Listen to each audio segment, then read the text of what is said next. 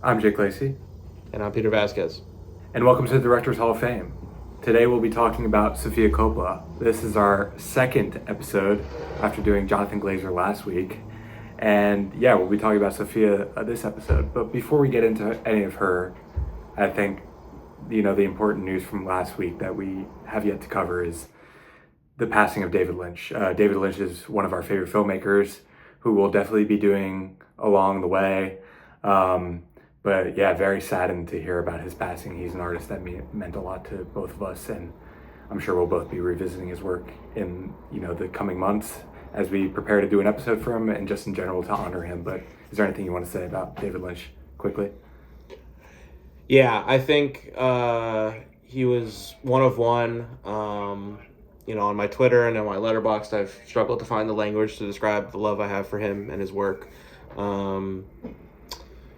I'm eagerly anticipating our podcast, us doing it together, talking about him when the time feels right, just because, he's one of our favorites, obviously, and we're going to try to do that if we can be in the same room to do it, pending Jake's move and all that. But no, he was an absolute visionary, one of the absolute greats. I mean, he completely changed how I viewed movies, art, life, and just everything. So I was absolutely heartbroken to hear about that. I really wanted to meet him. I'm not sure if that would have been possible at any point, but Right. yeah, it's like it's an incalculable loss for the world.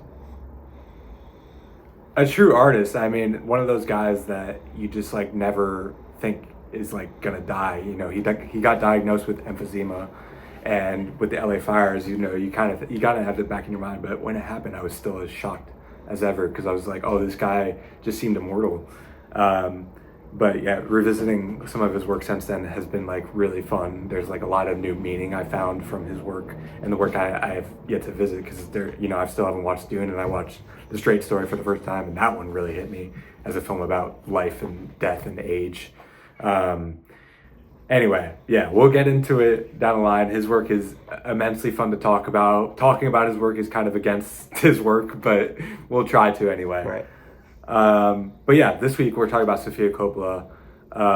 So as always, spoiler warning for her films. We're only talking about her feature films, even though she's made commercials, music videos, short films, some even a Christmas special. But we'll mainly be discussing the feature films. Peter, what are your thoughts on Sofia Coppola as a filmmaker before we get into her feature films?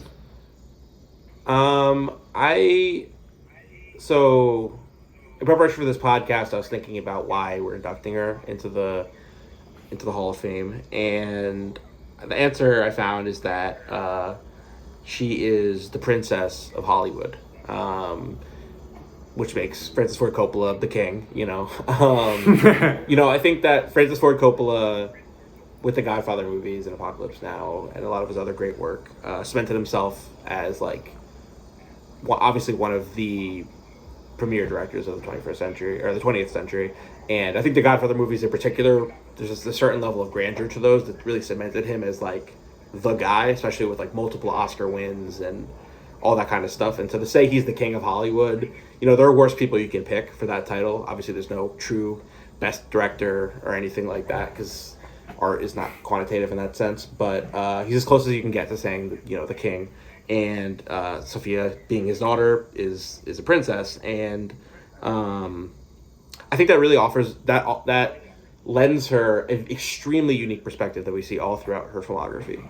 I think that a lot of her characters come from privilege, and she deconstructs privilege, but it's not in the most obvious way of like, oh, I have privilege, I have money, I have resources, so I am therefore bad. Like, we'll talk about her biopics and stuff like that, but I think that ultimately that perspective she has and the way in which she like completely grew out of her and went out of her father's shadow is why I think we're inducting her. Yeah, I mean, I totally agree. It's notable that you brought up. Obviously she's really the Francis Ford Coppola, the daughter of him, and she's a part of this long legacy family with Jason Schwartzman, Nick Cage, Talia Shire, Roman Coppola. So it's a crazy family that she's a part of. But I do think she's really, set herself apart from that family as well with making great films in her own right. I had only seen two of her films before preparation for this. So I had a lot of exploring to do, and it's been really fun. Even if I hadn't totally liked the film, I was like really excited to think about it and talk about it and put it into context of her filmography. So yeah, she is an important filmmaker, especially for our generation, and especially as one of the key female filmmakers if we're categorizing. I think her and Greta Gerwig are the two that I think of the most. Coppola more so because she's worked more than Gerwig, even though Gerwig has done her stuff with Noah Baumbach. But like Gerwig, Coppola is an actress in her own right. I actually haven't seen her most famous role, quote unquote, Godfather 3. Do you want to speak to her acting credit in that? It's famous. Yeah. I'm glad you brought it up. Obviously, very famously, people hate her in that movie and hate that movie. And she kind of takes a lot of the blame for that, although I think that was always going to be an imperfect movie. It's been a while since I've seen it. Totally. According to my Letterboxd, I actually really enjoyed it when I first saw it. She's not good in it, but she's not like... There's worse performances, I guess. I think ultimately it really set her up in a weird way. I feel like there's almost like a chip on her shoulder that she has to kind of come back from artistically, because the film community at large, their relationship to her going into her first movie was kind of like, we hate you, because we love those two first movies so much, and you're the reason this third movie doesn't work. And obviously that was totally undeserving. Like there's absolutely no reason she should have been piled on like that. Like she wasn't obviously an extremely well experienced actress, and I mean, obviously we both subscribe to the auteur theory in the sense that we're creating a podcast called the Directors Hall of Fame, and so I think that whatever does or does not work about Godfather 3, film is a collaborative medium, but like ultimately it's Francis Ford Coppola who's responsible for that. You know what I mean? And so I think that that's definitely the context leading into the first feature, for sure. Yeah, I can't really speak to her acting credits. I still haven't seen Godfather 3, even though I watched Godfather Part 1 and 2 during COVID in 2020 and loved them. I don't know why I never got to it, but when we get into Francis, I'll obviously see it. I'm interested, and especially hearing the infamous role she plays in that movie, I'm intrigued to see it. But as a filmmaker, yeah, I do really love her. I think visually she has such a talent in, capturing people, capturing location. I don't think she's the best writer, and we can get into her scripts and what works and what doesn't. But she's just got a great sense of talent and a great ear, and I think she's a very, very key visual filmmaker. What do you think of the scripts she chooses? And we can get into the specifics, but what do you think of her visuals versus her writing?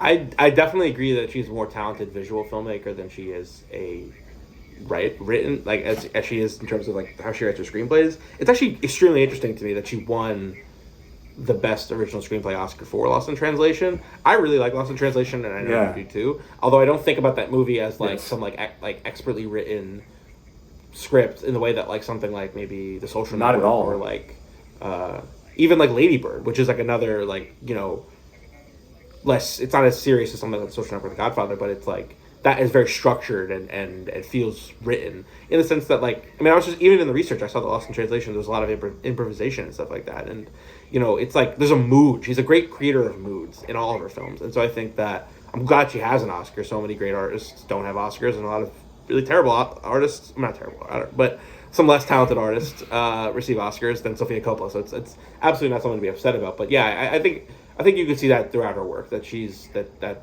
her talents may lie. I mean, I don't know. It brings up the question of like, where does screenplay and direction, where does one begin and where does one end? Especially when you are a writer and director like she is, and it's like, okay, the mood she creates in her films visually, obviously that has to be written down at some point in order to like be captured, into the visual format. But in terms of like, I mean, she's not a plot heavy director or writer. She's not like somebody who has like these really orchestrated events. So yeah, I think you're definitely speaking to something in the sense that she's got the eye and she's got the ear. but maybe her pen isn't as up to par as those other talents.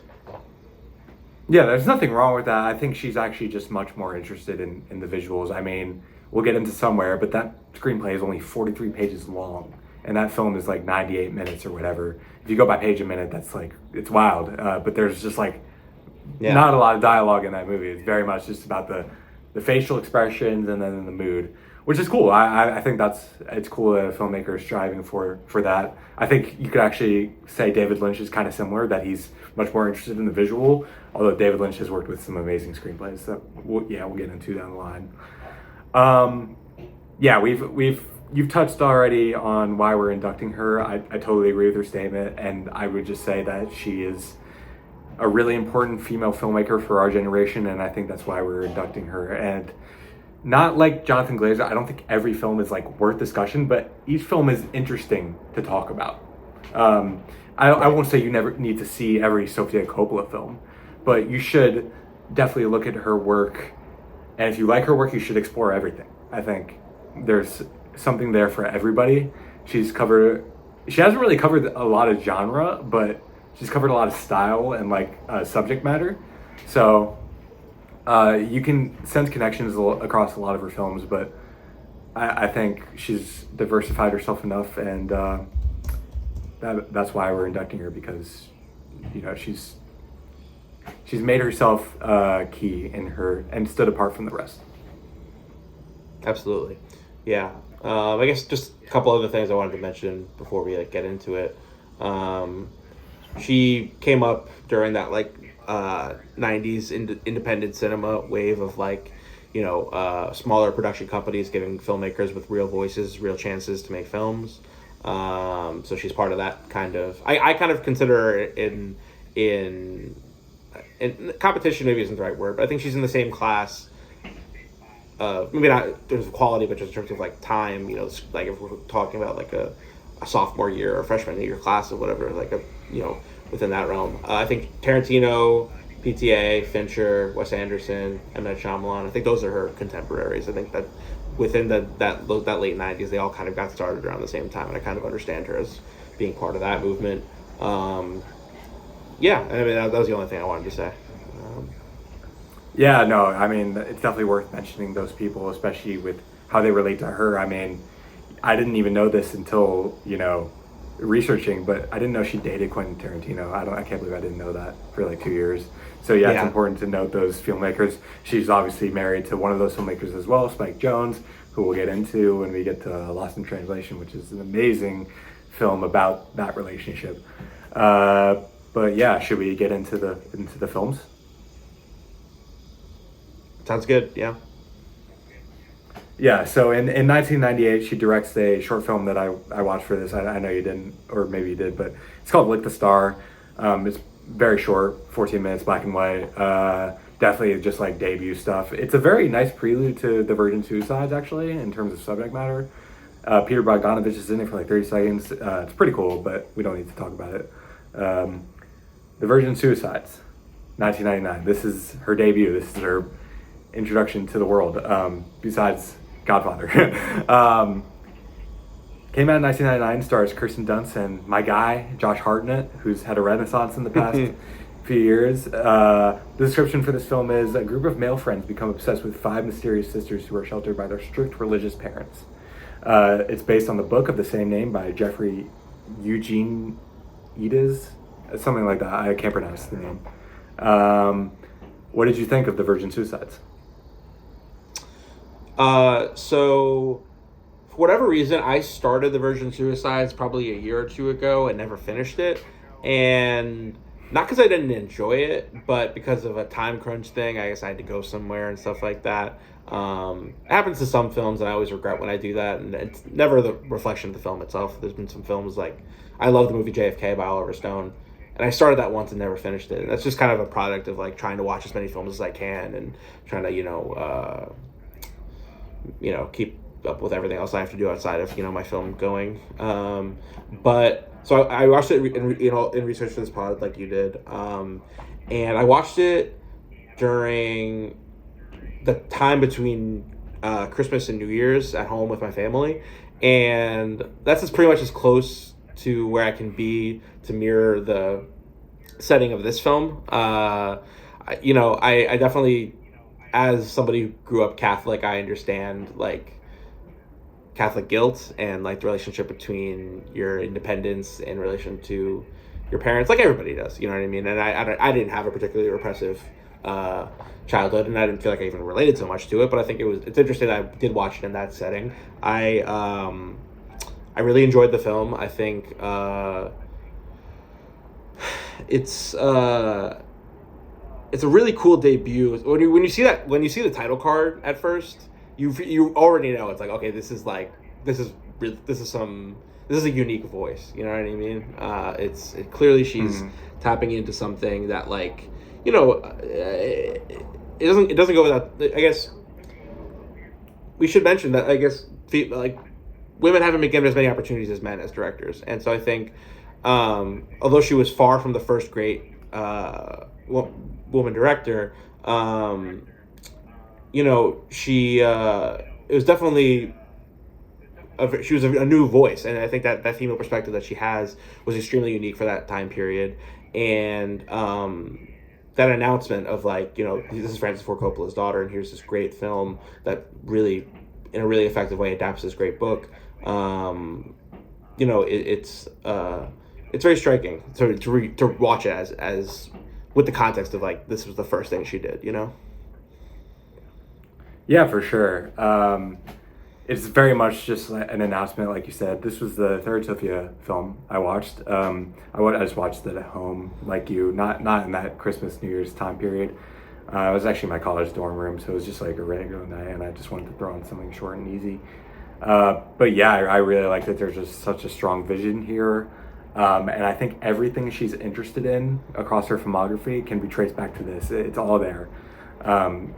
Given the people she works with, given the use of music, given the color palettes, given the tone, I think it's all there. Especially even with the film it's about, which we can get into. But yeah, I think it's a really strong debut. Definitely not my favorite of her works, but it ranks pretty high for the importance of it in terms of 90s cinema and her filmography. Would you say this is the film that got her in the door? Because I was going back and forth on this. Yeah. I think this is the one that got her in the door. I think that I don't think it was, like, immediately received like the way Reservoir Dogs was, but I think that, like, after this movie, I think that she had proven to at least the film community who's, like, in the know, that she has a voice. You know what I mean? That she's not gonna be.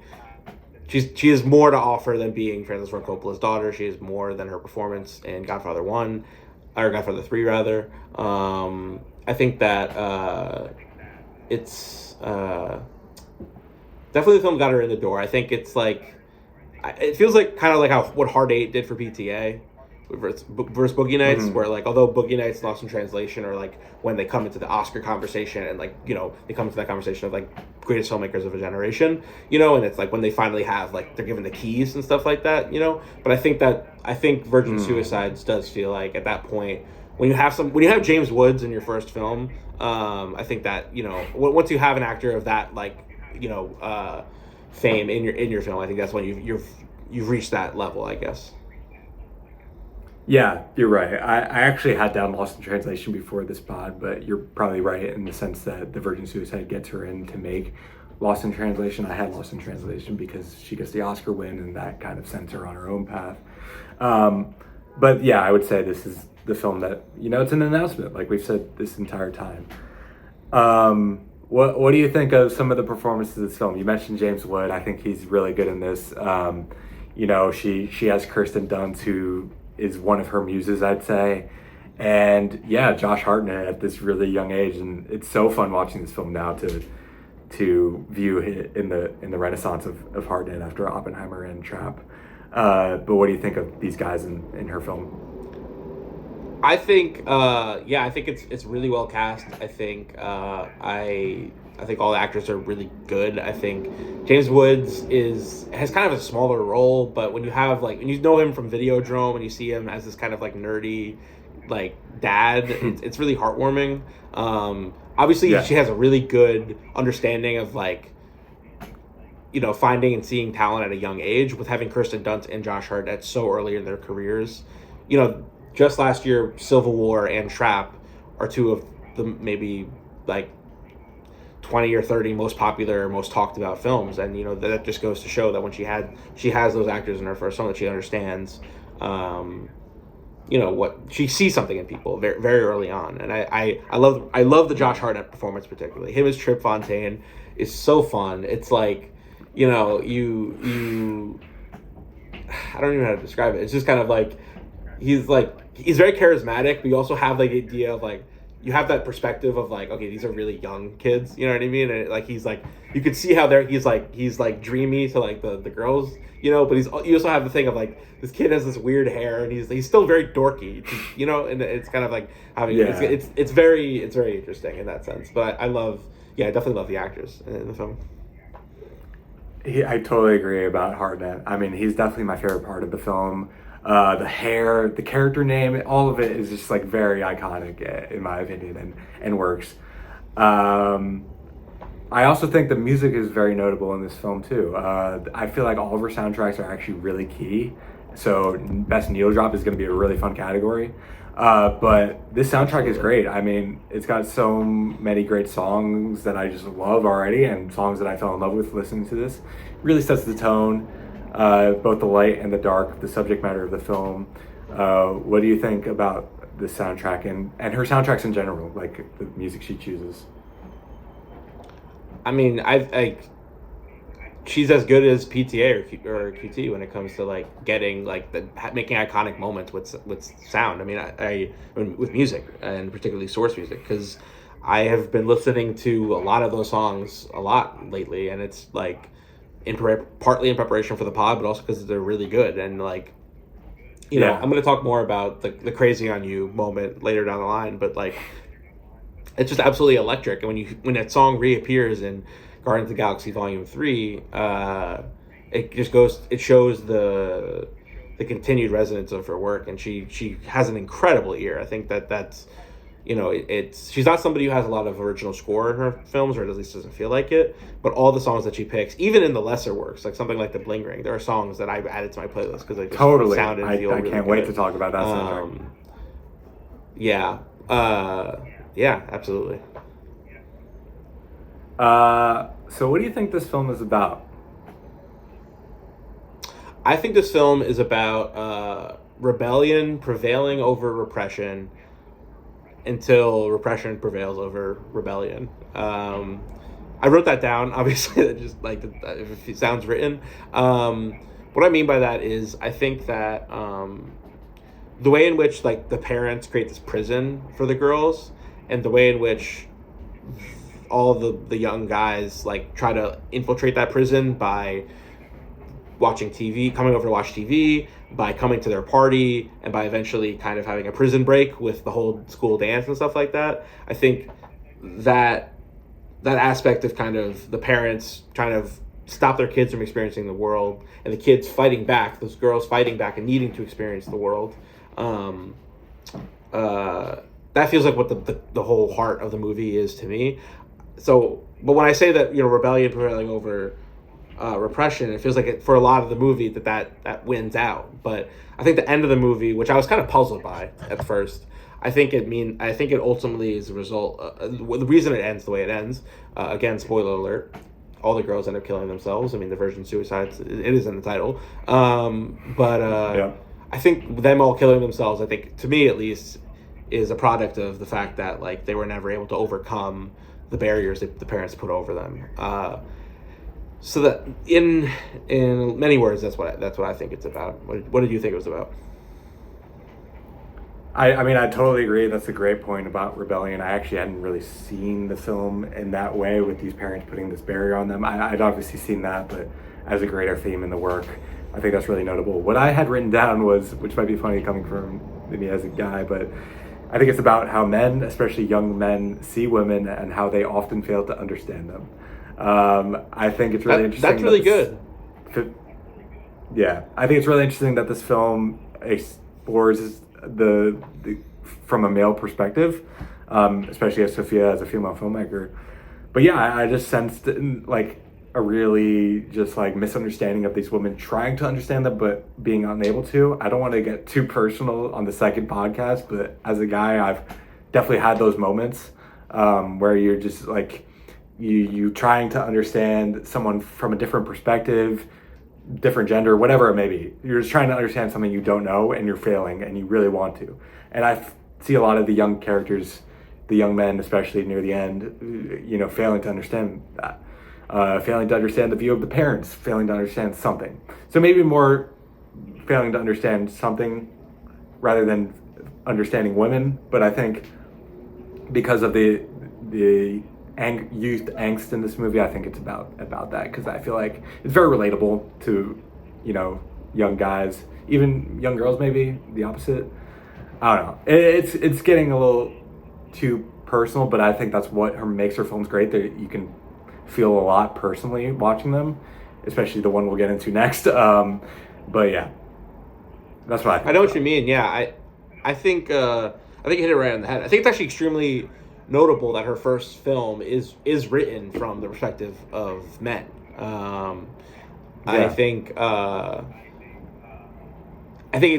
you've hit it right on the head with it being, because the ultimate point of putting it in the male perspective is to show how they don't understand the girls. I think it's really interesting how she makes the girls feel like very ethereal, like almost angelic, and kind of like almost like they could disappear in front of them at any point and ascend, because there's a lack of reality to their existence. And I think that it's almost kind of like this like ideal, they become idealized and therefore dehumanized, and I think that's what she's interested in. So I think that's very poignant. Something else that is maybe what this film is about, but also kind of just a theme throughout. I think it was Sean Fennessy, when I listened to one of his podcasts, I heard him say that Sofia is very interested in the gilded cage of girlhood. The idea of how there's like aesthetically, like, the way women can become isolated, but in very stylish kind of ways. I think that definitely applies here, but is also just kind of a theme to kind of think about as we go throughout it. Yeah, that's a great point. Do you think we'll mention Sean Fennessy in every single podcast episode we do? Because I probably will mention him down the line. Yeah, I think for me, like, he's obviously we both love his work at The Ringer, and I think that it's he keeps coming up because like I inevitably listen to his podcasts about the directors we do, and then he usually articulates something that I'm still kind of wrapping my mind around, and so I think it's a useful jumping off point. But yeah, it's pretty funny that he probably will come up in a lot of episodes. I mean, I totally agree. I agree. He and the work at The Ringer changed the way I talk about movies and think about movies, so it's very critical to our discussions. Anything else you want to say about the Virgin Suicides?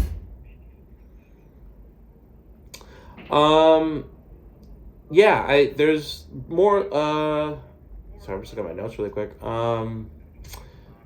Shout out to young Hayden Christensen, his first appearance, and I guess something for me before, outside of the Star Wars. He's hardly in it. I totally forgot about that. Yeah, pretty interesting. I thought he would have a bigger role. I wonder if this is where George Lucas first saw him, because you have to assume George Lucas saw this movie. Has to be the fact that him and Francis were so close to one another. Yeah. I think the two standout sequences for me are the party at the parents' house, and then when they finally leave and go on the dance together. Those sequences are really amazing, and I spoke about the ending, but yeah, I think that's all I really wanted to say about this one. Yeah, I mean, totally agree on those sequences. You brought up the Crazy on You needle drop. That is so notable, but we'll get into it down the line. Moving on to Lost in Translation, comes out 2003. It stars Scarlett Johansson and her other muse, Bill Murray. Two lost souls visiting Tokyo, the young neglected wife of a photographer, and a washed-up movie star shooting a TV commercial, find an odd solace and pensive freedom to be real in each other's company, away from their lives in America. This was the first Sofia Coppola film I watched. I think the same for you. What did you think about Lost in Translation?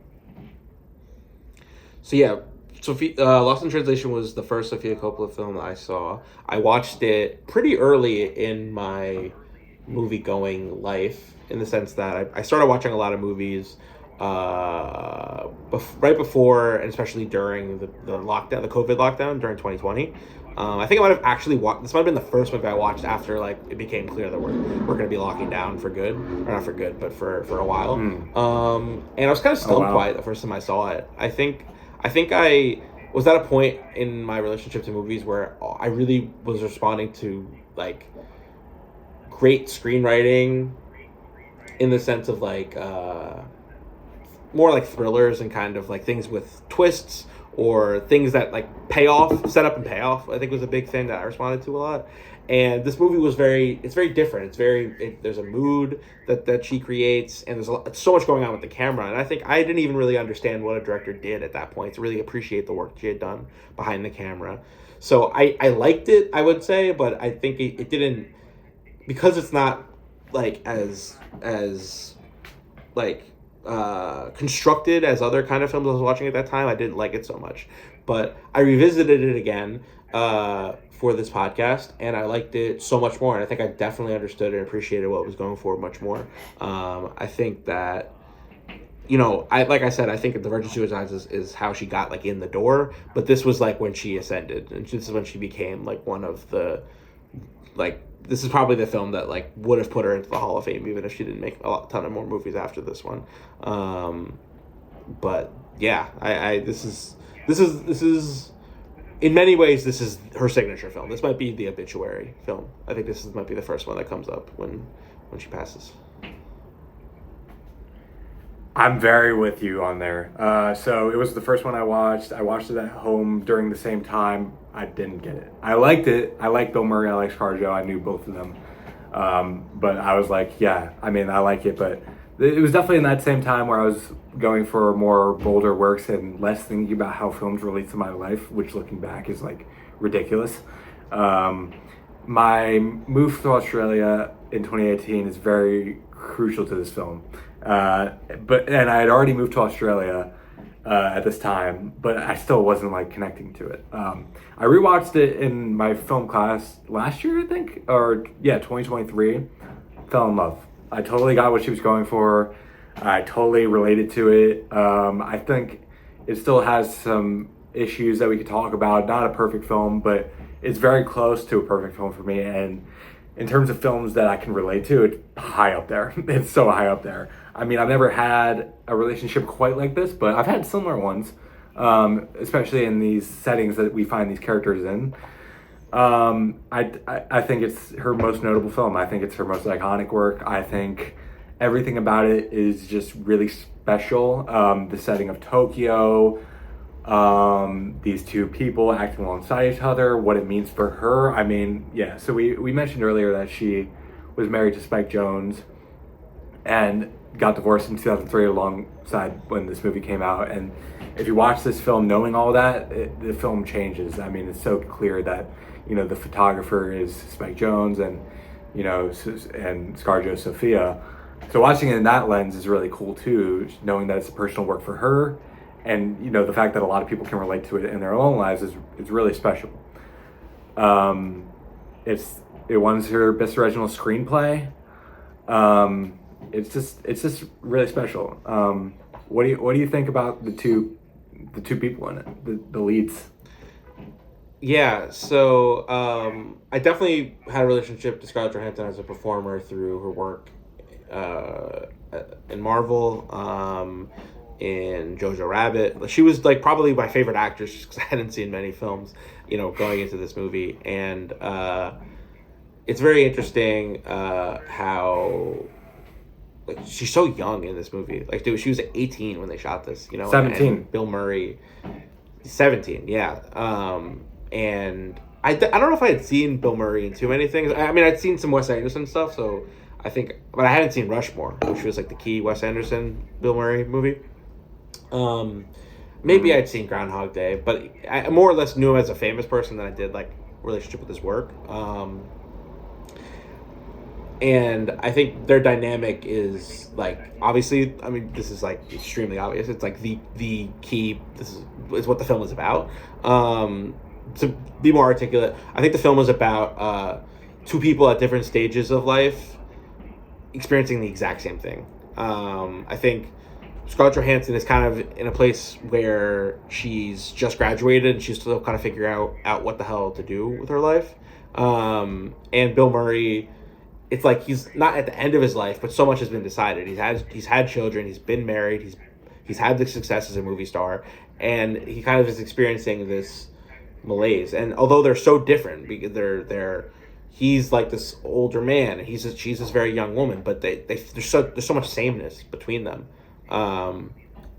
And yeah, I guess the only other really striking thing about this movie is just the absolutely scathing portrayal of Spike Jonze. I mean, it is like, it's actually like pretty like, it's like almost like it's badass, because it's just like, Jesus Christ. Like if you know anything about Spike Jonze, like it, I'm not even like some like expert on Spike Jonze, but like it's so obviously him if you know that they're together, and you know, it's pretty cool. I don't know if you're familiar with the quote where apparently she was interviewed and she was asked about, you know, at the time when the movie was coming out, she was asked like, you know, how does Spike feel about the movie? And then she was like, we'll figure out how he feels about it after the movie comes out, you know? So she really prioritized the work at that moment. And I think that, you know, obviously their marriage dissolved pretty soon after the release of this film. And we'll talk more about, we'll talk about Spike when we do Spike. But, yeah, that's my opening thoughts on it, I guess. Yeah, there's a true I don't give a fuck energy to this film, which I think is also true in her next film that we talk about, which I find really fucking inspiring. Sorry to curse twice in a row. But yeah, I think the fact that she just puts herself out there for the public to see is really inspiring, and what you want out of your filmmakers. You want filmmakers to be truly just inspired and uninhibited in their emotions, and that's where the true work really comes out. And I think that's why this film works as well as it does. You really feel the personality coming through. And yeah, I think another really notable soundtrack, I love the way music plays a role in this film, especially with all the karaoke scenes. Every scene in the karaoke, hall is very notable to me, especially when Bill Murray's singing to Scarlett Johansson. And that's when you really feel their connection. What do you think about their relationship in it? Because I know when you watched it for the first time, you probably thought it was weird. I did too. The second time I watched it, I didn't find it weird at all. I found it really heartwarming that these two have a very platonic relationship. I know they kiss at the end, but even that feels pretty it feels okay to me. It feels honest. It feels pure. It doesn't feel like malicious. Maybe I'm just in the minority there. I don't know. What do you think about that and their relationship? I think it's the most complex thing in her entire filmography. There's so much that goes into that relationship. Yes. I think that for me, it doesn't feel dangerous or exploitative in terms of like the age gap between the two of them. You'd hope that, everything was handled well on set. There's no evidence to suggest that anything, bad happened. So, there's no reason to assume that it did. And in terms of like outside of like the production of the film, the actual story of it, like within the narrative, I love their relationship because of what I said, how they feel, they relate to one another, and then when they're both so lonely in their actual lives. But for me, the kiss at the end really, I don't know. I feel very mixed about it. When I was revisiting the film, I really felt like, oh, these people, this isn't like a sexual romantic relationship like at all. Like these people are just like friends, and they're just seeking the basic level of human connection that they aren't receiving. And so at the end when they kiss, and it kind of undeniably is romantic. It's not the kind of like kiss on the cheek or like even a peck. Like they really go for it and kiss. It's not. I don't think it's like wrong because of like the difference in their ages. I felt like that wasn't honest to what everything else had been established. I mean, there's that very, very famous scene where they're in bed with one another and they don't do anything. Nothing sexual happens. At least it's not portrayed in the film. And so I think that's kind of what I responded to about how this male-female relationship that didn't have the sexual like connotation to it. It was just kind of like relating to one another. And I think another part of the complexity of this is that And maybe this is a wild take, but I feel like her father is an inspiration for the Bill Murray character. I mean, apparently her father did an ad just like the one he does in the movie in Japan. And so, like, not to get too Freudian or whatever, but it is interesting that Bill Murray plays what's clearly a Sofia Coppola insert in On the Rocks later in the filmography.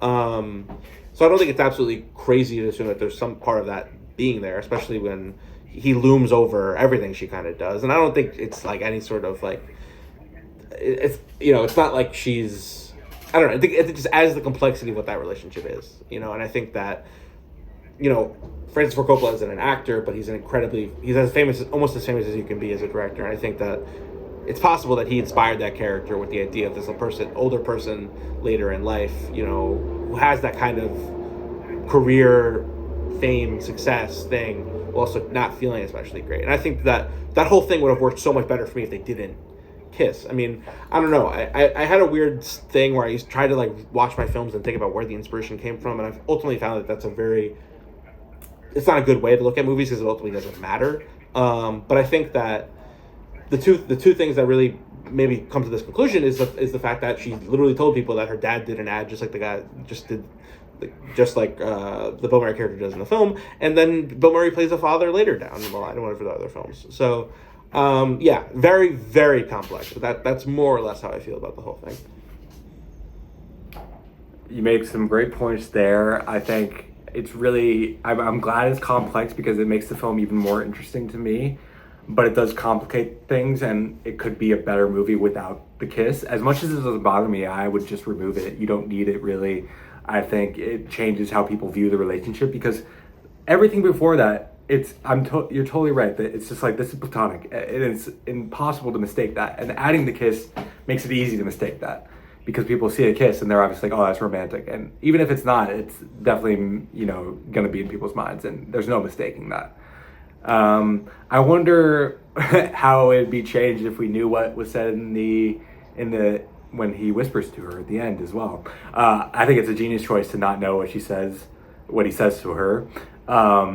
It's fun to theorize what is said. I know there's been exploring about what is said. I like not knowing. In honor of David Lynch, I like the mystery. But right. To theorize about it for a second, what do you think he says to her? Well, for whatever reason, I'm reminded of like the briefcase in Pulp Fiction and what's in there at this moment, where like, I'm so in the thick of it with filmmaking and film appreciation that like I kind of know that like because we don't know, it's like I don't find myself imagining what was said. I mean, like I just kind of realized like Bill Murray probably said something and he improvised something different on every take. And I think it's probably the best use of kind of that mystery, especially like leaving the audience out of it. But to me, it feels like he says you're going to be okay. That's what I think. You're going to be fine. You're going to figure this out. Something along those lines feels like what is said. I think when I re-listened to the Rewatchables Bill Simmons episode on Lost in Translation, the one he did with Amanda Dobbins, apparently we do know. Apparently you can like put the audio up and figure it out. I think that's kind of against the point of the film, so I didn't really revisit that, and I don't even know to tell our viewers what that would be. I think it's better to kind of come up with your own idea, but it feels like you're going to be all right, I think it's definitely that sentiment. Ultimately, it doesn't matter if she wanted us to know. We'd know. It's just fun to talk about. But yeah, the kiss is the only thing I don't like about the movie, alongside, and I'm not the best person to talk about this. We aren't. More people can talk about it, especially those people that are actually directly affected by this. But I think the way it portrays the Japanese in the film is not good. There's many scenes that are just really just racist. They're racist, in my opinion. I know they're well intended and they're meant to be making fun of maybe Bill Murray's, interpretation of these people. But the scene when the stripper comes to visit him, the Japanese stripper, is just a bad scene, in my opinion. You don't need it. B, it just makes fun of these people, in my opinion. What do you think about the way it portrays these people? I mean, I completely agree. I think that like I'm less like interested in the idea of like by not having a Japanese character be a prominent part of the story that is somehow like racially charged as I am just the accent stuff. Anytime, whether I don't remember if Scarlett Johansson does it, but Bill Murray at least I know for a fact does it when he makes fun of the Japanese people's accents. It's it's racist. It's not good. It's like it reminds me of Licorice Pizza, like that, which is like the worst moment in PTA's filmography to me.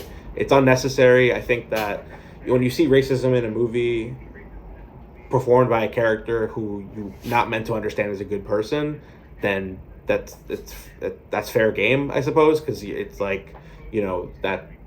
But when you provide that amount of that sympathy and empathy for the Bill Murray character all throughout the film, so you're kind of led to believe that this is the guy you should like, and then you have him be racist. It's kind of it's almost an endorsement of that racism.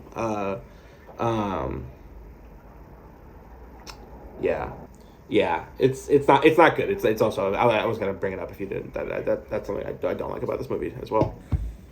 I only bring it up because it just kind of ruins my enjoyment of the film. I mean, I still enjoy it. It still really hits for me. But rewatching it's always tough, and it kind of holds me back from having it at a 5-star, for example, on Letterboxd. Right. I love the film so much, but yeah, I only bring it up because of that. We are not the people to talk about it, so we don't really need to talk about it any more than just bringing it up as something that is, I think, pretty key to the film because they're in Japan. And the way it shoots Japan is beautiful. I think it's the perfect setting for the film. I love how these characters are in this beautiful place but still isolate themselves to, like, say, the hotel bar. I think that really works. Anyway, what do you think this film is about?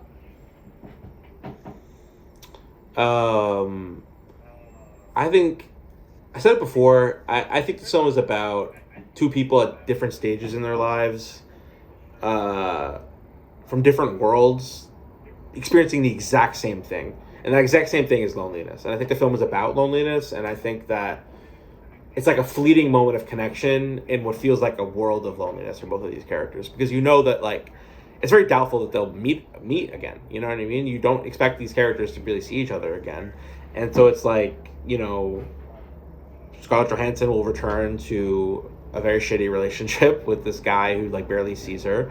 And Bill Murray will go back to his family that he clearly doesn't have much of a relationship to either. He sleeps with the singer in the dance hall. So I mean, if he's not separated with his wife, he's cheating on his wife. And I think that there's like there's solace they find in this loneliness, and it's kind of like what's that phrase? It's misery loves company. I think it's a little bit of that. That doesn't feel like the point of it, but I think that's ultimately what I feel the movie's about. Yeah, so I had something else written down, but similar. What it's like to be alone and lost in an unfamiliar setting, and how the connections you make in those moments are special and can stick with you forever. It's kind of a long, rather than misery loves company, like you said, is a better way to phrase it. But I moved to Australia in 2018, and I felt like ScarJo and Bill Murray in this movie. I was in a foreign land by myself, didn't really have many people. I had my family, of course, but I literally moved knowing nobody there.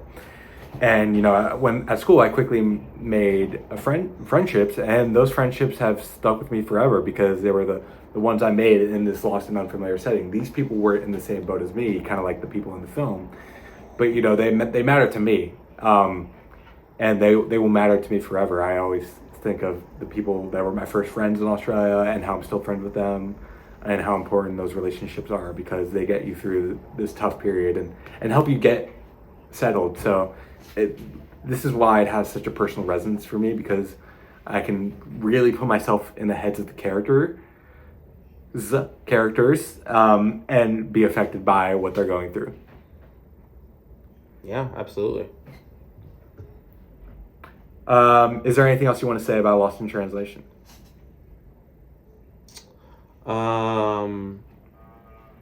No, I think that's it. I guess I'll reiterate again that like the Spike Jonze stuff is just like so good, and then when you put that on top of the Anna Faris character, Oh who's my apparently god, based on we forgot Cameron to mention Diaz.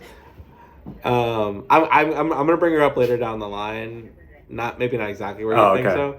so. But I think that the connections to I think it's her most personal film. I think that's ultimately what it's good to recognize, just because there's so much on there that feels like it's so close to something that you see. I'm sure all of her work is very personal in different ways, but this film feels like it's like very close to the bone, and I think that's part of the appeal of it. All right, I agree. Let's move on to Marie Antoinette. It came out in Cool. 2006. It stars, again, Kirsten Dunst and Jason Schwartzman. It's the retelling of France's iconic but ill-fated queen, Marie Antoinette. From her betrothal and marriage to Louis at 15 to her reign as queen at 19, and ultimately the fall of Versailles. This was the second to last Sofia Coppola film I watched. I think this was your second, actually. What do you think of Marie Antoinette? So yeah, I watched this for a film class, and I really liked it when I saw it. I didn't like.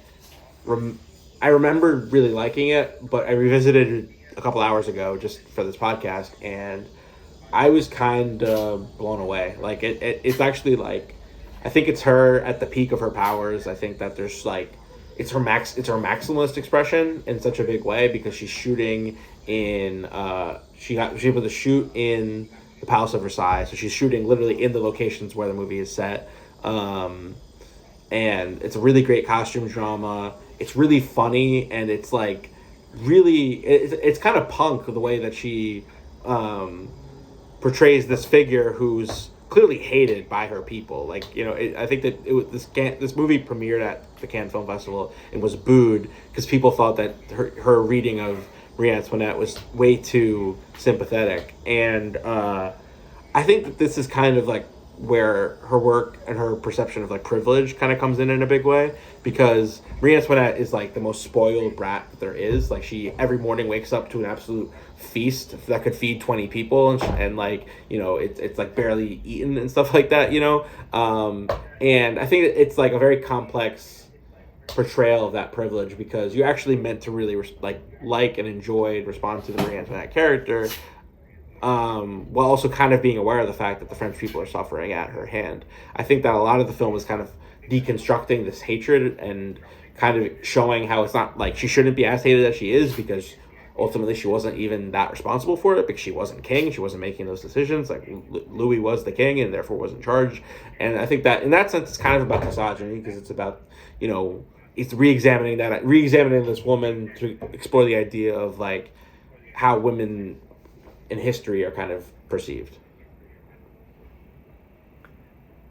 It's totally on point. You said this is her at her maximum power, and it's not. We'll get into the ranking. It's not my absolute favorite though, but this is her best film.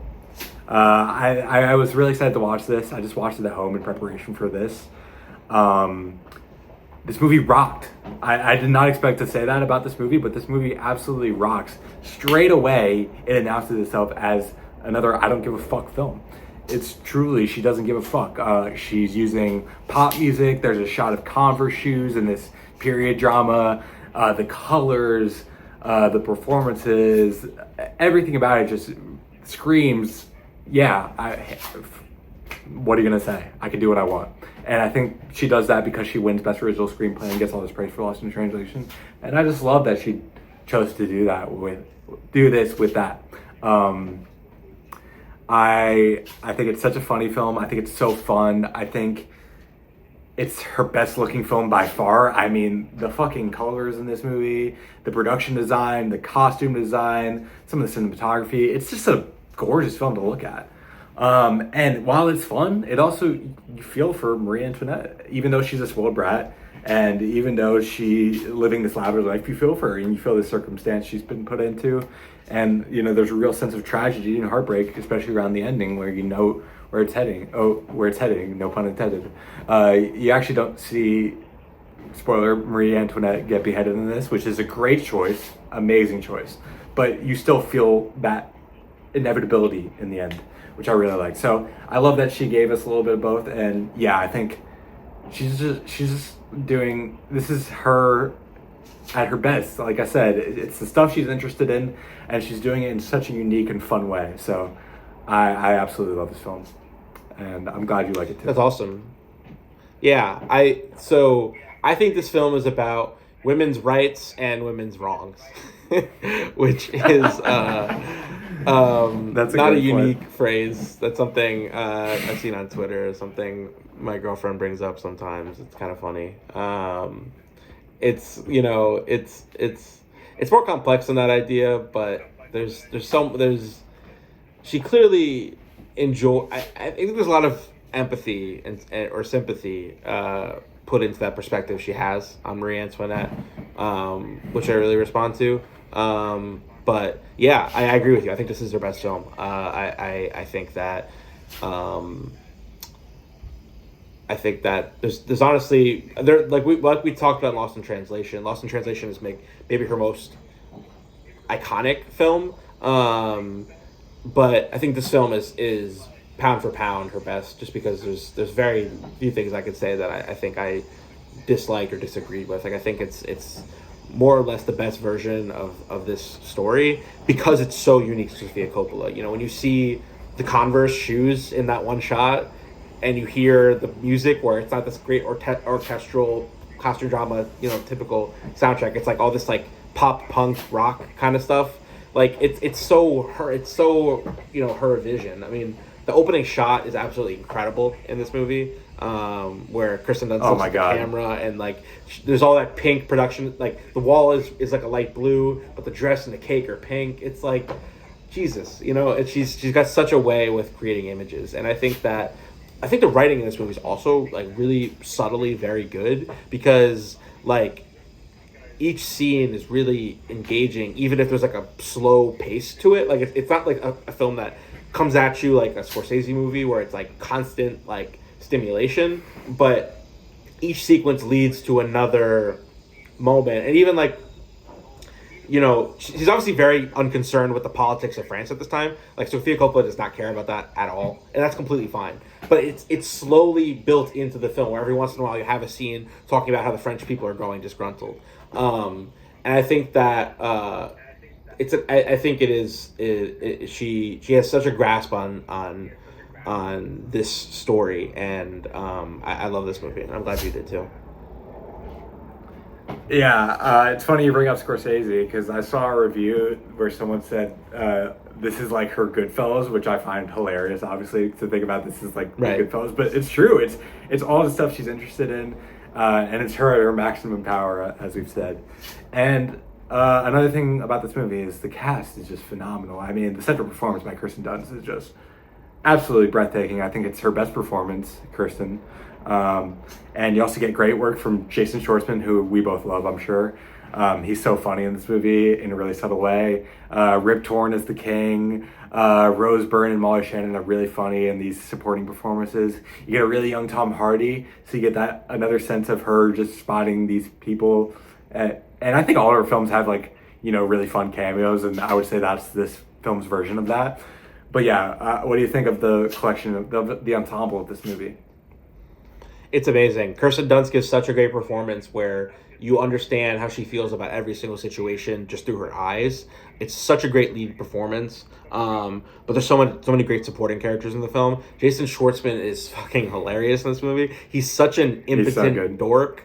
But what's so great is that's not like, it's like the movie maybe dunks on him a lot in the beginning, but you actually slowly grow to understand the relationship between Louis and Marie, and it becomes something. You see how they love one another in their weird way. Like maybe they don't have the most sexual of relationships, and it's more of like a partnership than it is kind of like a marriage in like that kind of romantic traditional sense. But like you kind of see Kirsten Dunst love him. Like she kind of like sees his interest in locks and keys and finds something endearing about that. And like, I'm not sure if Louis is meant to be characterized as asexual or gay or something. He's obviously got some weird stuff going on, in this film, but Jason Schwartzman imbues it with just so much humor that's kind of backed up by like a real humanity that feels like he's that it makes you kind of love him, even though he's such an odd guy. And yeah, there's a lot of other great supporting characters. Guy Horn is the grandpa or the king at the beginning, right? Is that the guy's name? Rip Torn. Rip Torn. I don't know why I said Guy Horn. That's crazy. I know Rip Torn from Dodgeball. Yeah. God. Yeah. That would have been interesting. Rip Torn and Dodge. For some reason, the Dodgeball thing is where I know him from, and it's just hilarious. He's like very masculine in that kind of older sense, and the Jamie, what's his name? Dornan. I'm not sure. He's the soldier that she ends up sleeping with. Jamie Dornan. Yeah, he's really good. He's like, he doesn't speak very much, but he's like very much like that. You see the sexuality in his eyes and stuff like that. So that's really good. The young Tom Hardy cameo is really great, like you mentioned. Rose Byrne is just a charisma machine in this movie. She's so fun. I love her so much. Yeah, I love her in almost everything she does, and it's a great ensemble. Yeah, for sure. It's funny you bring up like the turn in Louis' character, because you start out the movie not really liking him because you're seeing him from Marie's perspective, and like, why are you not doing what you need to do? But when she cheats on him, I was like, oh, it's kind of funny because you come to love him, like you said. But even then, you still like, yeah, I think they had this understanding of each other because they were obviously arranged into this marriage, and didn't exactly choose to be with each other. So it was like, yeah, you come to understand their understanding of each other and why it's okay for these things to happen. And it's a great ending, great final line. You said this movie is about women's rights and women's wrongs, which is very, very true. I wrote down it's about the ridiculousness of tradition, especially in the first half, maybe less so in the second half. But there's so many great, montages and just this continuous nature of her waking up in bed, eating fucking breakfast or lunch or whatever, and then doing whatever and going to bed and not having sex. I think it's showing the mundanity of that and how ridiculous Marie's always like, why are you doing this? Like, why do you have to put my shirt on for me? And then it's such a great sequence when people keep coming in and they're just like, okay, now she has to do it. Okay, now she has to do it. Okay, now she has to do it. So I think it becomes more about, women's rights and women's wrongs, like you said, in the back half. But I really felt that in the first half, it's about just like, why do we need these cycles of tradition? Why can't we just live a fun life? And that's what Marie Antoinette was about, and that's why you're really able to connect with her even when she's partying and gambling and having fun, because it's an escape. Yeah, I totally agree. There's so much process in that film. It's like so ridiculous things like the king's mistress can't speak to her first because of rank. She can't reach for anything, which is like that's like, it's so immobilizing. And then obviously it's really great when they open the curtains and she's there with her hands crossed and she's ready for them and stuff like that. So I think it's totally a theme of it as well. Another amazing soundtrack too. I mean, we've talked about the use of punk rock music in this film and how good of a choice that is. And all the songs used are memorable for me and makes for some of her best scenes. I mean, I have more to say about these needle drops down the line. I wonder if you will, but if you have any you want to mention right now, you feel free. The opening track is especially striking. What's the artist and song? It's Natural's Not In It by Gangs of Four. I'm gonna save my thoughts on that, but I'm sure. I'm sure you will. I won't be talking about it again later down the line, so I'll say here that it's like maybe not as iconic as something like Miserlou in Pulp Fiction, but tonally you understand it as like, this is not going to be your typical costume drama. This is going to be a Sofia Coppola movie where there's all this like rebellious teenage energy imbued into this like very historical movie, and you really understand it as an anti-biopic just from that needle drop, and it sets the tone so well about how there's not going to be this preciousness around all these kind of traditional traditions and stuff like that. So yeah. Yeah, I'll get into it. I love the soundtrack though. I pretty much love all of her soundtracks, but this might be my favorite one. I'll just say that. Nice. One thing I want to mention is that this movie won for best costume design, which is totally deserved. But it's actually the same costume designer of Barry Lyndon. Did you know that? I did not know that. That's really cool. Barry Lyndon's definitely a good comp for this movie. That's my other favorite costume. Yeah, I was totally gonna say. That's really cool. Yeah. That's fucking awesome. I mean, I hope it's true. I found it on Wikipedia. Right. Marisa Berenson, but great job from her. And the France government allowed Sofia to film at the Palace of Versailles for this film, which is really funny because it got booed at Cannes, like you said. But those are two just fun facts that I found really, really notable about this film and make it even more interesting. Is there anything else you want to say about Marie Antoinette? No, there's not enough that can be said about it. It's just a really excellent movie. It rocks. We'll get to this next movie that doesn't really rock, but we're talking about Somewhere, 2010. It's starring Stephen Dorff and Elle Fanning, a great young Elle Fanning performance. After withdrawing to the Chateau Marmont, a passionless Hollywood actor re-examines his life when his 11-year-old daughter surprises him with a visit. This was the third to last Sofia film I watched. I know you watched this in preparation. What do you think of Somewhere? It's a tough watch, man. It's a tough watch. I will say it's not her worst film, and it's not even a bad film, but it's so slow. And it's intentional, and I respect it. And maybe when I grow with age, I'll come to enjoy it more. But yeah, it's painstakingly slow cinema. Like even the opening shot, which is pretty iconic, it is just so long. You feel time in such a big way. This is a 90-minute movie that feels 2 hours long because she just lingers and lingers on all these different things. And you alluded to it in your intro, but I think the best part of this film was Elle Fanning. She's really great, and she's so she's almost iconic. She just looks like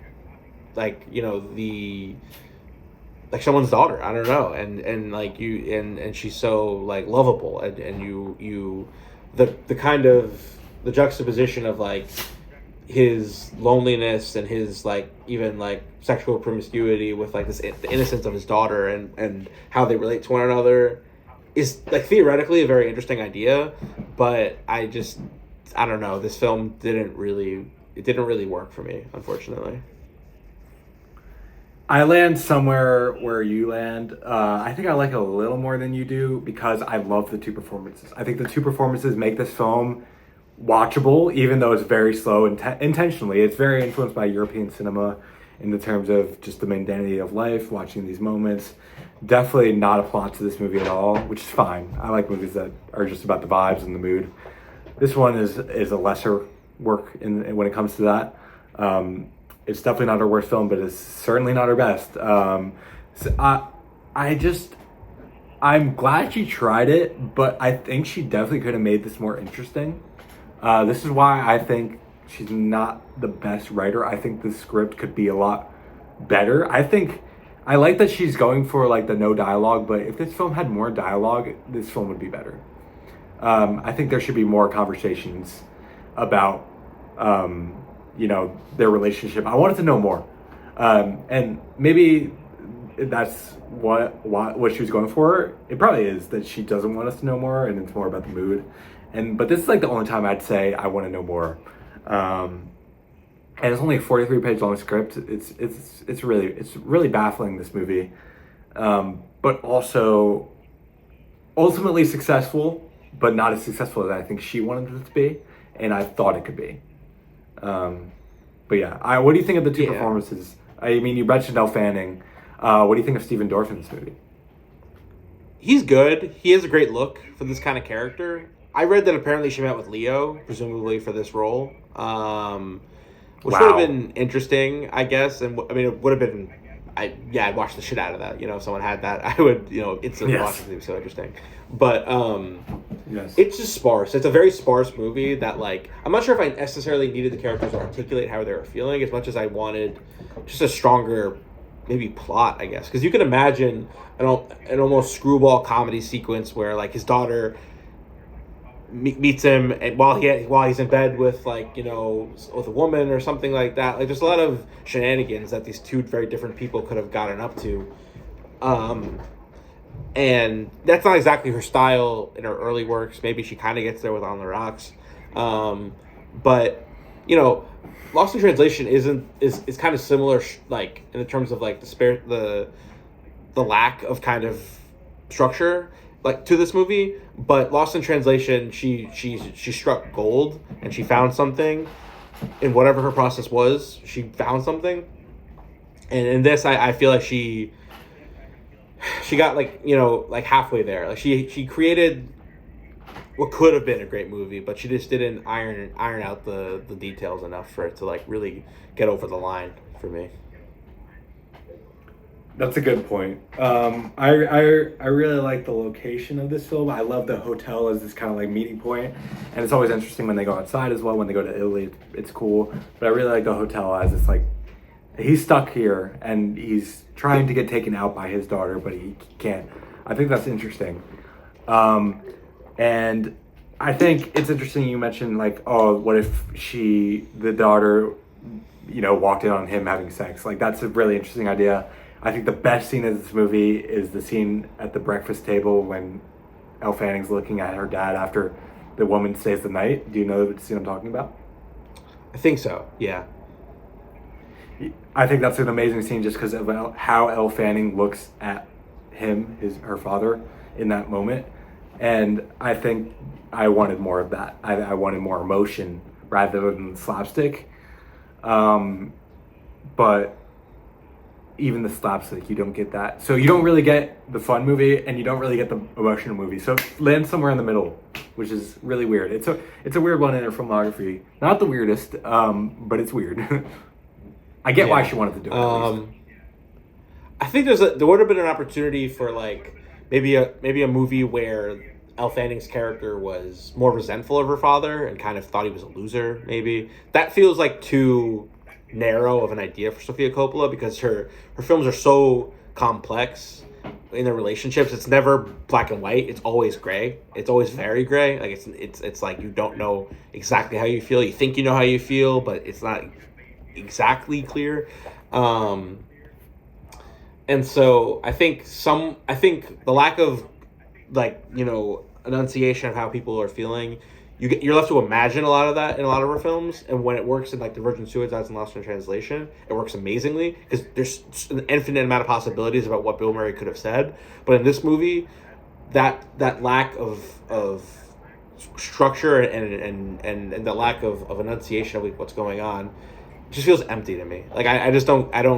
It's not like an empty movie because it feels like she was exploring something sort of personal, but like I'm not left wondering like, oh my god, what was really going on in this guy's head? Like I kind of don't care, which is maybe the worst case scenario when you're making a film like this.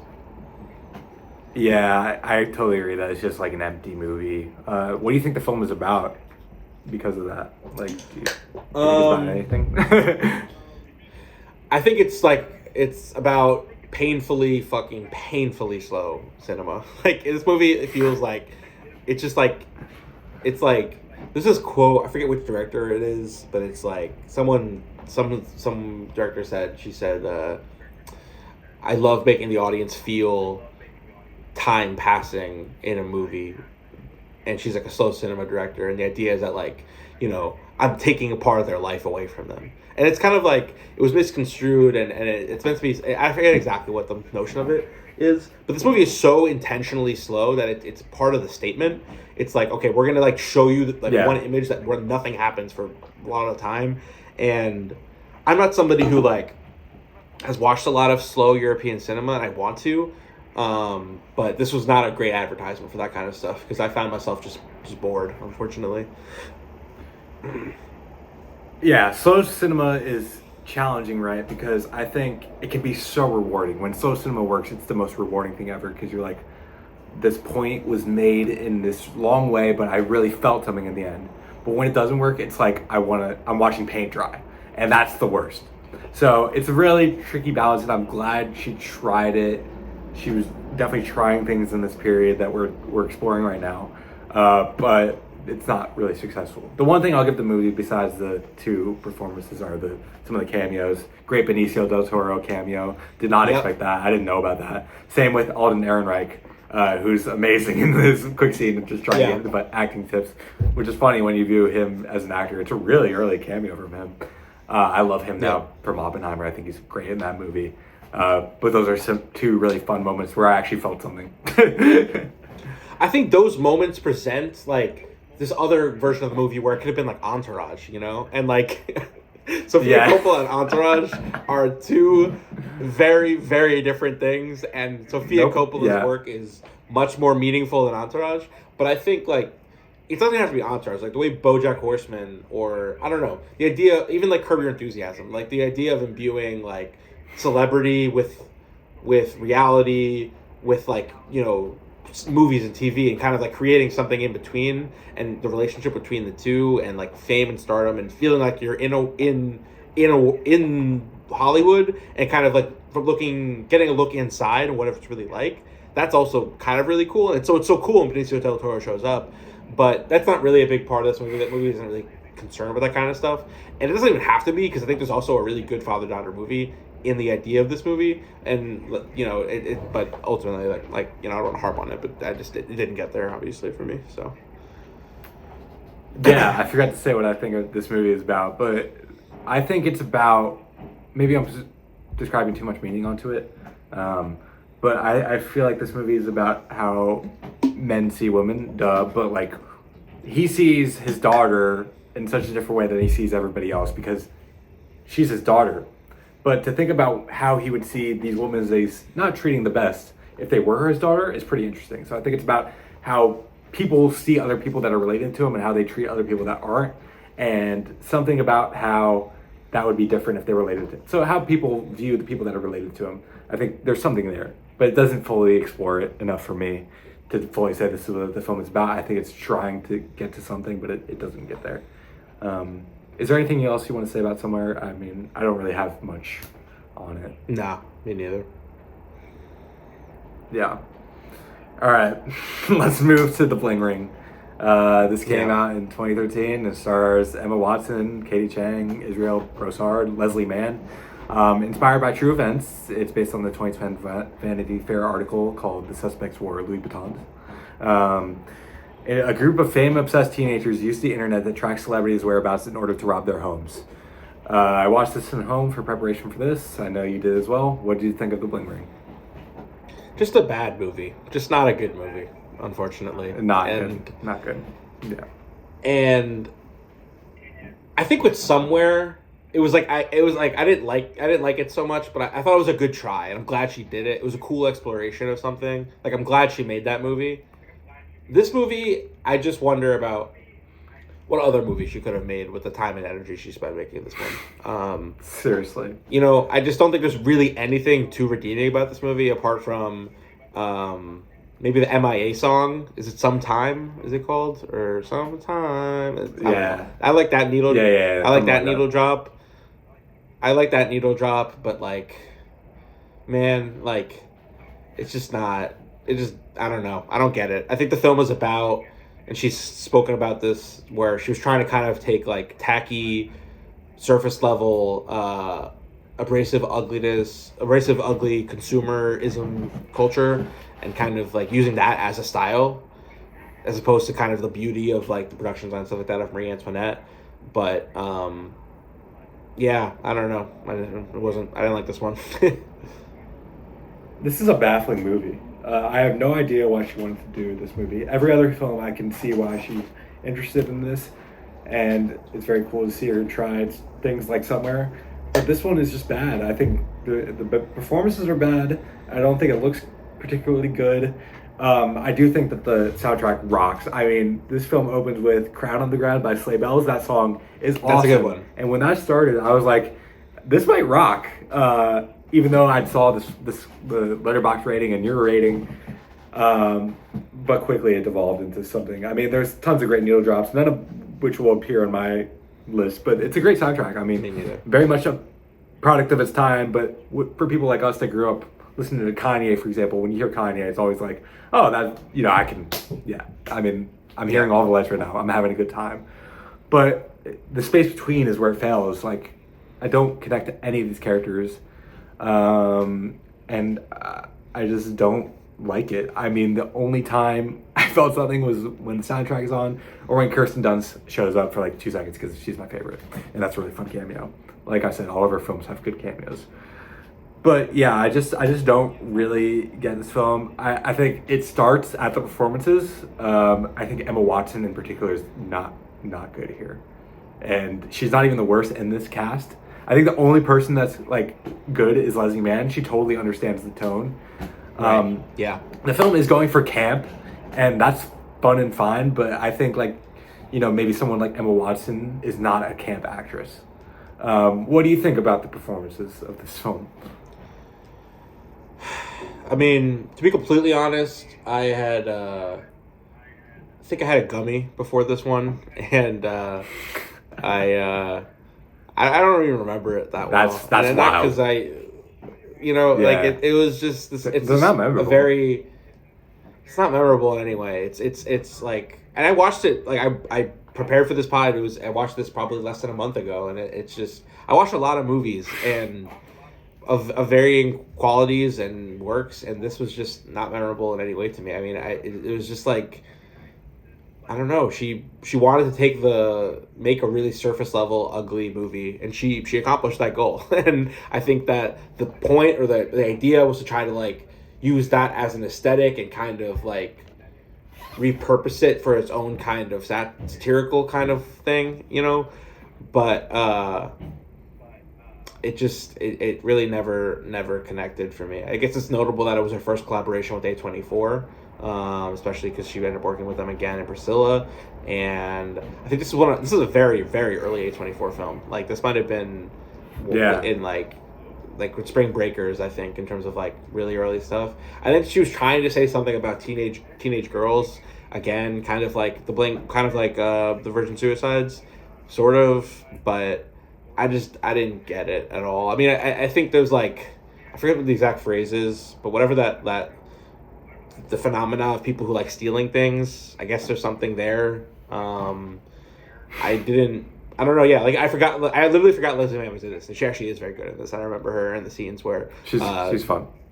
Emma Watson's getting interviewed and she jumps in and stuff like that. But yeah, Emma Watson is not good in this movie, but nobody is. Sofia Coppola's not doing a good job. No, it's pretty much just a failure, unfortunately, and it's puzzling. Yeah. I'm really glad it failed because she never tried something. She hasn't tried anything like this again, and the next work she makes is like really accomplished, like really well done. Like, and this isn't. So I'm glad it didn't really work because I could see a world where this works and it spawns, a phenomenon of films like this, and that keep this style away from me. It's not for me. I know a lot of people like this, the campiness of this and the time period set in. It's actually a really interesting subject matter. Like these people, these teenagers. I think this film's about how celebrity and media can corrupt their youth. But I think that's what it's about. These people view these celebrities and try and live like them and it makes them do bad things. I think that's interesting, and I think the fact that it actually happened is interesting. But I don't know. It shouldn't have been done like this. Maybe a documentary. I don't really know. Not Sofia Coppola though. One fun thing about this film is that Emma Watson's wallet was actually stolen while this was being filmed, which is very ironic. Oh, okay. Given the subject matter of the film, but that was some fun trivia I found. Is there anything else you want to say about The Bling Ring? No. I don't want to dunk on it any more than we already have. Yeah, we both like her. It's a work that needs to be dunked on. I think it's very much just asking for it. I don't want to be too mean. In 2015, she does a Bill Murray Christmas special, A Very Murray Christmas, that I watched as well. It's not good. Bill Murray is a fun singer, but not an actually good singer, but he's fun to watch. Schwartzman's in it, Rashida Jones is in it, Miley Cyrus is in it, Clooney's in it. It's not worth your time, in my opinion, but maybe around Christmas, if you want to be a completionist, watch it. But we'll move on to The Beguiled, 2017, starring Colin Farrell, Nicole Kidman, Kirsten Dunst, Elle Fanning. What a cast. During the Civil War, at a Southern girls' boarding school, a young woman taken an injured soldier. As they provide refuge and tend to his wounds, the house is taken over with sexual tension and dangerous rivalries, and taboos are broken in an unexpected turn of events. This is based on the 1966 novel and remake of the Don Siegel film from 1971, starring Clint Eastwood, which I know you haven't seen, I haven't seen. We haven't read the book. We've seen this version. This was the last Sofia film I watched. Might have been for you too, maybe. What do you think of The Beguiled? I love The Beguiled. I thought it was awesome. I think it's like the only time she's really kind of veered into genre filmmaking, and although the genre is kind of vague, I think it's mostly works as a thriller, which a thriller can be a lot of different things, obviously. But there's a real sense of like violence in this film that's just never, you don't see it in any of the rest of her films. And I think taking her ideas and themes about like repression and putting like, the costume drama stuff, and also just kind of like her unique perspective on the female relationships in this film, which although she's like obviously has a strong voice as a female director, you don't see a lot of films by her that are about like the relationships between women, because even like something like The Virgin Suicides is more told from the male perspective. And notably, apparently, the original Clint Eastwood movie is kind of told from the male perspective, and what she was drawn to about this movie was retelling it from the female perspective. And so I think the relationships between women, and the repression they experience in like the South at this like very tight boarding school, and like the sexuality that comes out of that between Colin Farrell and the rest of them, it's all very interesting. And I just really love how like the stakes are so high at the end of this movie, especially when you're kind of like, if you are looking at her filmography as a real body of work, you're not familiar with her kind of like having life and death scenarios in her films. It sticks out, and it's really effective. It's short. It's 90 minutes. Like you said, the cast is amazing. Nicole Kidman and Kirsten Dunst are two of my favorite actresses. Elle Fanning is amazing in a lot of different movies. She's really good in A Complete Unknown that just came out. It's really cool to see her work with Sofia again after Somewhere. And Gory Rice, I really like too, from the Spider-Man stuff and The Nice Guys. That's another young actress, and Colin Farrell, who she kind of got in early on the Colin Farrell renaissance. I mean, he's kind of always been a figure in movies, but in relation, when you understand him and his work, with like The Banshees of Inisherin, and kind of how he's kind of, I think he got sober and he used to be this like Hollywood bad boy, but kind of using that persona and kind of using it to kind of infusing it into the character a little bit. It's just a complete breath of fresh air for anybody who's watching her filmography from like in release order, because it's just such an incredible step up in quality from The Bling Ring. And there's also just an absolute beauty to it that she specifically said was part of the intention of doing this movie, that she wanted to shoot something beautiful after shooting so many ugly things in The Bling Ring. And I really responded to this movie. You're definitely higher on it than me, but I really like it too. It's very cool to see her do a thriller and take it on. I think she's mostly successful in it. I really wish this film was longer. I think if this film was 2 hours, 2.5, I think there's so much meat here in this story, and especially in it being a thriller. I had no idea it was going to turn into a thriller. And that turn felt very sudden and rushed to me. And I was like I checked the time once, and it was like, there was only 14 minutes left, and I was like, I want more of this. I really like the first half too, and I really love how the film evolves over time. I love films like that. I just didn't get enough of the evolution, in my opinion, and I think the film definitely could have benefited from being longer. But it's definitely sticks out in her filmography. Like you said, it's a breath of fresh air. Like Marie Antoinette, it's one of her best looking films in terms of the production, costume, and the cinematography.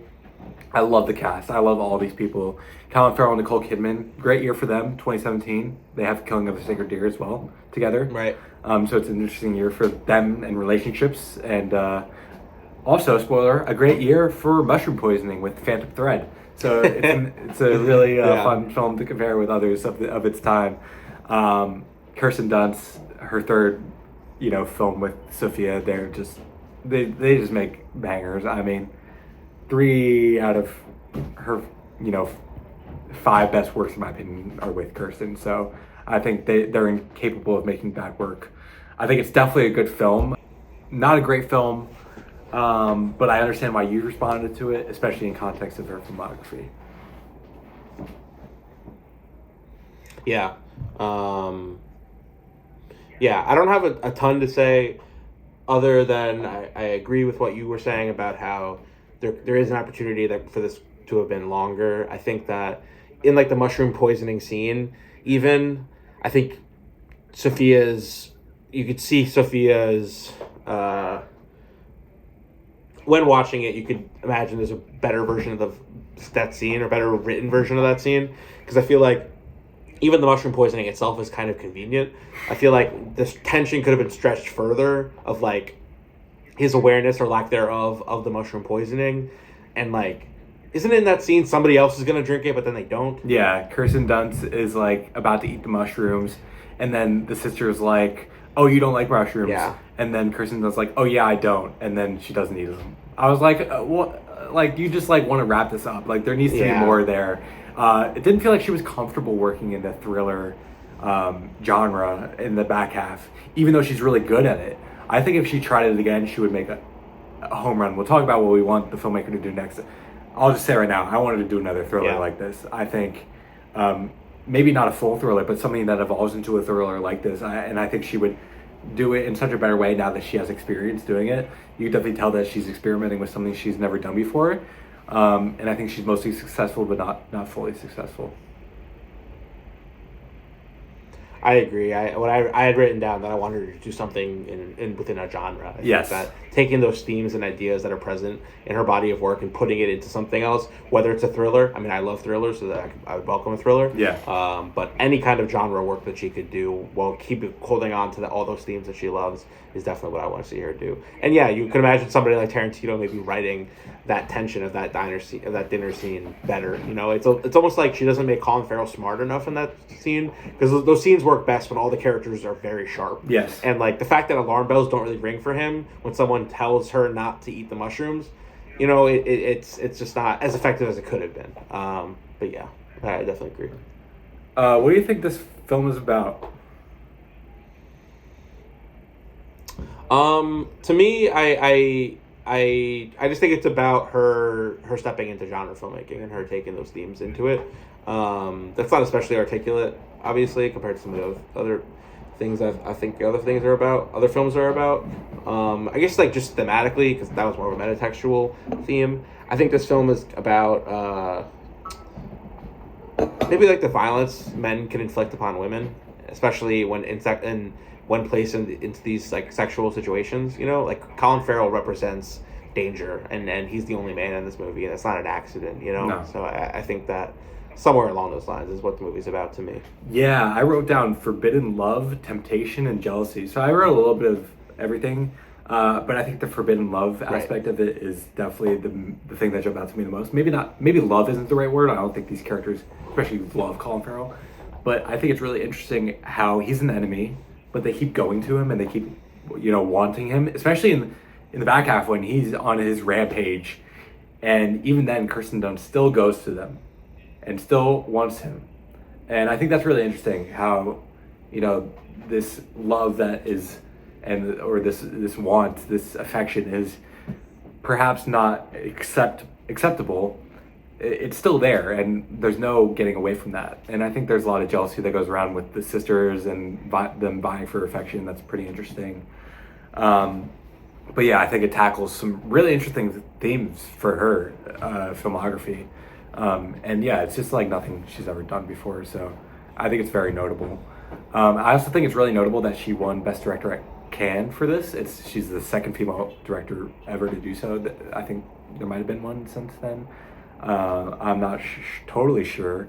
But it's cool that she came back after The Bling Ring, which is considered a failure by us and many others, and then wins Best Director at Cannes for definitely a deserving work. I mean, her direction is maybe the best part about this film, in the way she stages some of these sequences. It's even the mushroom scene, which isn't written the best, but the tension is there in terms of the people looking at each other. I mean, that's it seems like an easy thing to do, but it's not. I mean, and it helps that she has these great actors to help her. I love that her and Nicole did something together. I wish they would work together again. One really cool thing is that all the interiors were filmed inside the house of actress Jennifer Coolidge from The White Lotus, which is like really random, but really cool. Yeah. I mean, she has a beautiful house. Yeah. Is there anything else you want to say about The Beguiled? Nah, I'm good. Very, very cool film. We'll move on to On the Rocks. Came out in 2020, COVID, on Apple TV. Starring Rashida Jones, Bill Murray, and Marlon Wayans. Faced with sudden doubts about her marriage, a young New York mother teams up with her larger-than-life Playboy father to tail her husband. This is the first one I watched when we started to prep out of the ones I hadn't seen before. What did you think of On the Rocks? I watched it in the ideal setting, which was at home with my parents while they were drinking wine, and it was just kind of like a comfort watch, you know? Yeah.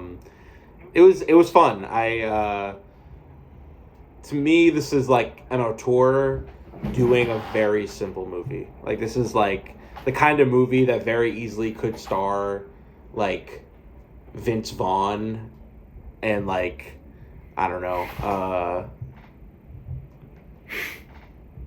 Jennifer Lawrence. I don't know whoever it would be. Like, yeah. I actually really like both those actors a lot, and they're in a lot of cool things. But like, this does not have to be written and directed by Sofia Coppola. Like, the much lesser people could have worked on this story, and it probably still would have been something that I could have enjoyed. It feels like a minor work.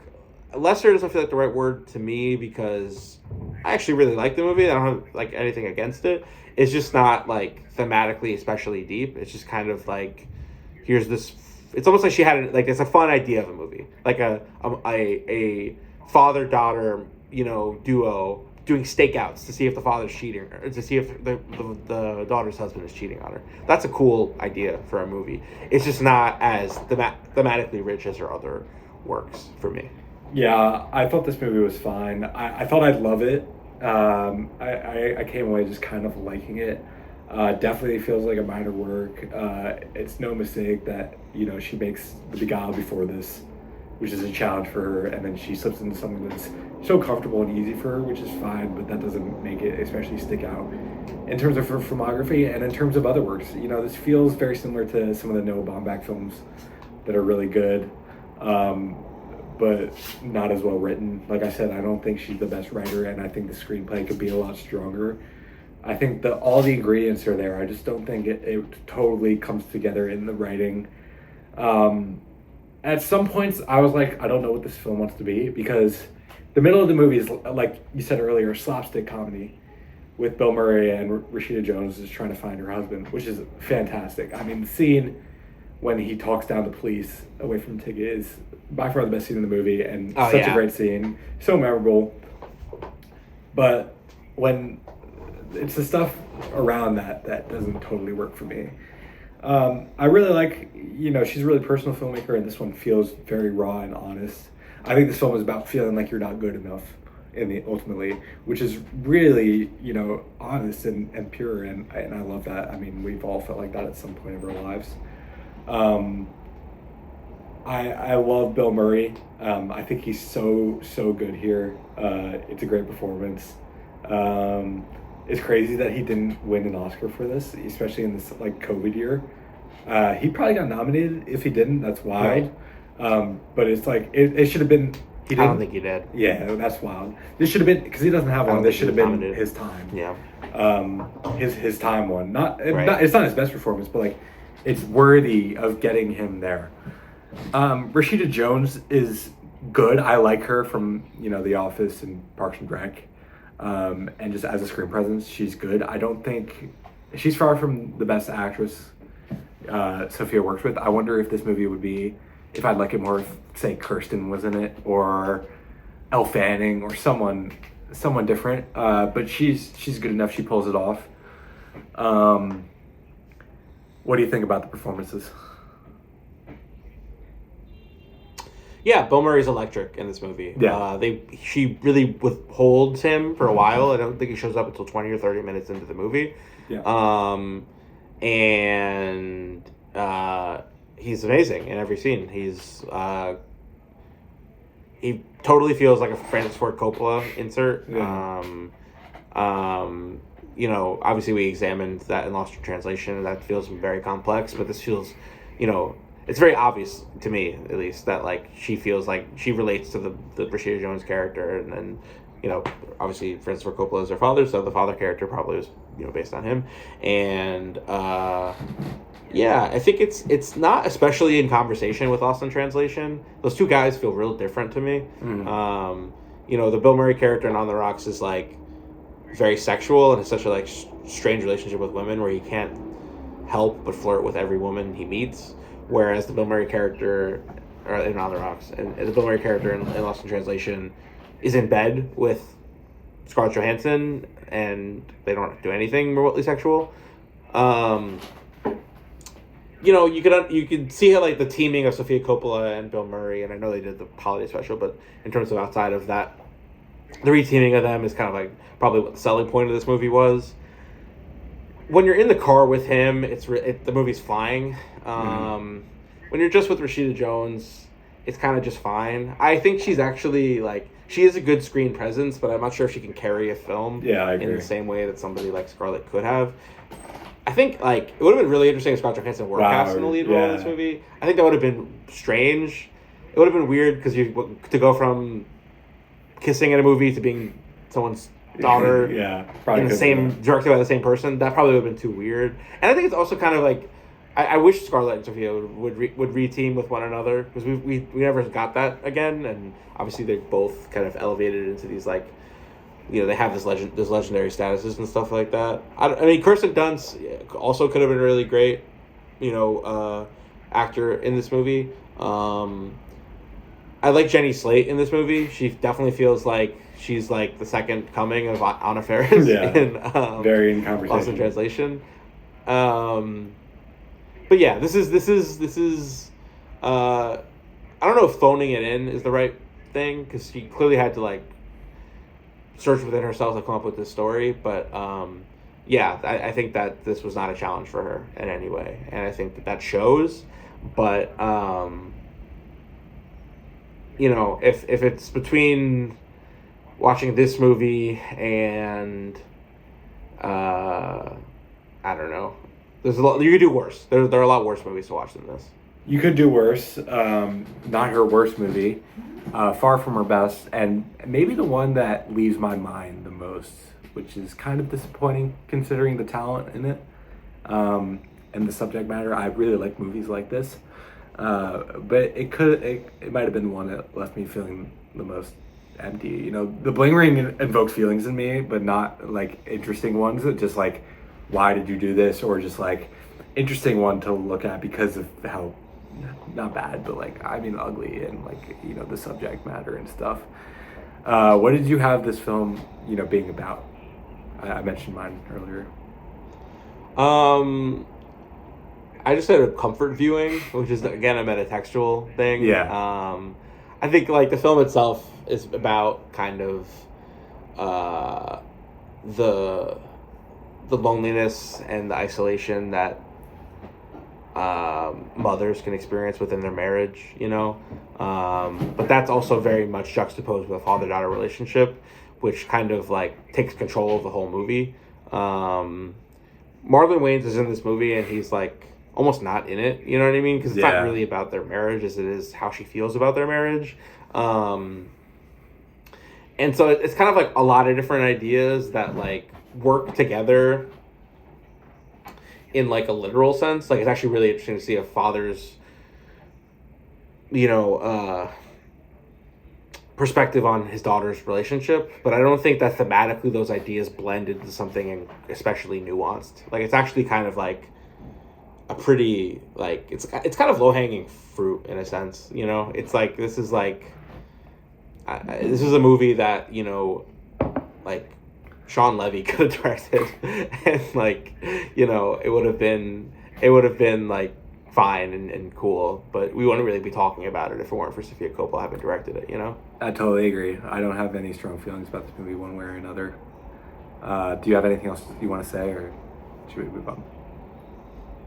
No. All right, this is her most recent film. Priscilla came out in 2023. Bless you. It's starring Kaylee Spaney and Jacob Elordi from Euphoria. The unseen side of a great American myth in Elvis and Priscilla Presley's long courtship and turbulent marriage, from a German army base to his estate at Graceland. It's based on the 1985 memoir Elvis and Me by Priscilla Presley. I think it's really notable that Priscilla is involved with the making of this movie. She's an executive producer. I didn't catch this in theaters. It came out 2023. It wasn't a big awards film. That's why I missed it. I actually watched it in 2024 just at home. But I know you watched it in theaters. What did you think of Priscilla? I liked it. I liked it a lot. I saw it with my friends Gio and Wes and my girlfriend Coppola. Yeah, by that point I had recognized Sofia Coppola as a filmmaker who I want to see her movies in theaters if I can. Luckily I had the chance to. I was struck by how she films things. It felt very reminiscent of, well, I actually hadn't seen the version she was at that point, but the way she captures Priscilla in her own space, in the bedroom and stuff like that, and the production design as character, and kind of this materialism, but not in the weird, ugly, bling ring way. Almost like how these women's belongings become a part of who they are and fill some sort of void for them. I think all that kind of stuff was built into it. I think you have to mention that the year prior, 2022. Baz Luhrmann did an Elvis movie with Austin Butler. Yeah. I still haven't seen that. I think. Oh really? Oh wow! Yeah. So I can speak to it a bit. I mean, I didn't like that movie at all. That movie suffers from the walk hard syndrome of a very typical biopic and stuff like that. And I actually really think I wish he would have cast Austin Butler in this movie, because I think it could have been really interesting to kind of see that, not for a weird cinematic universe thing, but really just because he and I like Jacob Elordi in this movie, but I feel like it would have been an opportunity to really kind of say something even more about Elvis, I guess. But yeah, I like the movie. The only thing that was really notable about my experience of watching it is that my friend Gio really did not like this movie. I think he picked up on the writing maybe not being so good, and he also absolutely hated the depiction of LSD in this movie. That's weird. Which it's just you can talk about it more. Sorry, I'm looking for. No, that's weird that he just he hated that. But I found it fun. Yeah, I didn't think it was some groundbreaking depiction of drug abuse or whatever abuse. But I thought it was fine. I could see why you'd hate on, why someone could hate on it, but I didn't like it. I mean, I didn't mind it. But yeah, I like the movie a lot. I think it's really well shot, really well done. I wish I saw it in theaters because it's a very great visual film, as all of her films are. She's a great visual filmmaker, besides Blink Ring. Sorry to keep dunking on that, Sophia. But Gio was right in the sense of the writing isn't the strongest. I think with the stronger script, this could have been something special, but it's not exactly the strongest script. But very great sense of talent again. I mean, Kaylee Spaney here is just amazing. I'm such a huge fan of her. And since this, she's shown that she can kind of do it all. She was in Civil War, which is such a different movie than this, and then the Alien Romulus, which is such a different movie than the past two. So she kind of kickstarted it. Well, it's funny because Kirsten Dunst actually recommended Kaylee Spaney to Sophia for this after working with her on Civil War, which is really cool. Yeah. Really cool that Kirsten got Sophia there. I got Kaylee Spaney there, sorry. And I think she's just amazing in this movie. I love her performance. I love watching her. She's such an on-screen presence. I can't wait to see her in the new Knives Out, and I hope that Kaylee and Sophia work together again. They clearly have a strong connection already, and I can see them making a very special film together, sort of in the lineage of her and Kirsten. I think Elordi's fine. I like him too. He's made really interesting choices since going off of Euphoria, working with Paul Schrader, doing this. He did another one that's pretty notable. I'm forgetting. I think the film you were referring to was Saltburn. That's the other work of Elordi. No, notable. I wasn't referring to that, but it is a notable work. I don't know if we'll ever do it in film, but that would be such a fun one to talk about. A lot of positive thoughts about that movie. Yeah. Anyway, he's a good actor. I don't think he's great in this movie. I think you're right in saying that I wish he cast Austin Butler in this. It'd just be a better movie. I think he's a better actor. I've heard the Elvis performance is really good. I have trouble understanding Elordi in this. Maybe that's because of the accent. I don't know. I needed subtitles, I'll be honest. Which is barrier of entry for me. I love Dagmara Dominix from Succession in this. As the mom, I wanted more of her. I think the movie has a really strong first half, and I think it suffers when the dissolution of their marriage in the back half, a lot of fade to blacks, and I wanted to understand Priscilla a little more in the back half and what she was going through. And I think that might have been the point, sort of this mundanity and sort of she was stuck and kind of unknown to herself and unknown to the world because of the way she was just stuck in Graceland. But ultimately it's successful, and I think I hope she takes this and builds upon it more into another interesting film, because this is a good one. This is a really good one. It's not great, but it's good. Yeah, I think this was definitely a step in the right direction for her. Yes. I think that this was her, similar themes, but I think it was it wasn't as easy and safe as On the Rocks was. Telling a real woman's story a year after a different version of that story was portrayed is another almost badass kind of thing of yes. You can go watch the movie where Elvis is celebrated if you want, but here's the real story. And it's obviously such an unsympathetic view of, the portrayal of Elvis is very complicated in this movie. It's much less sympathetic than the Elvis movie for sure. Right. But I don't think it's like her other stuff. It's not completely black and white.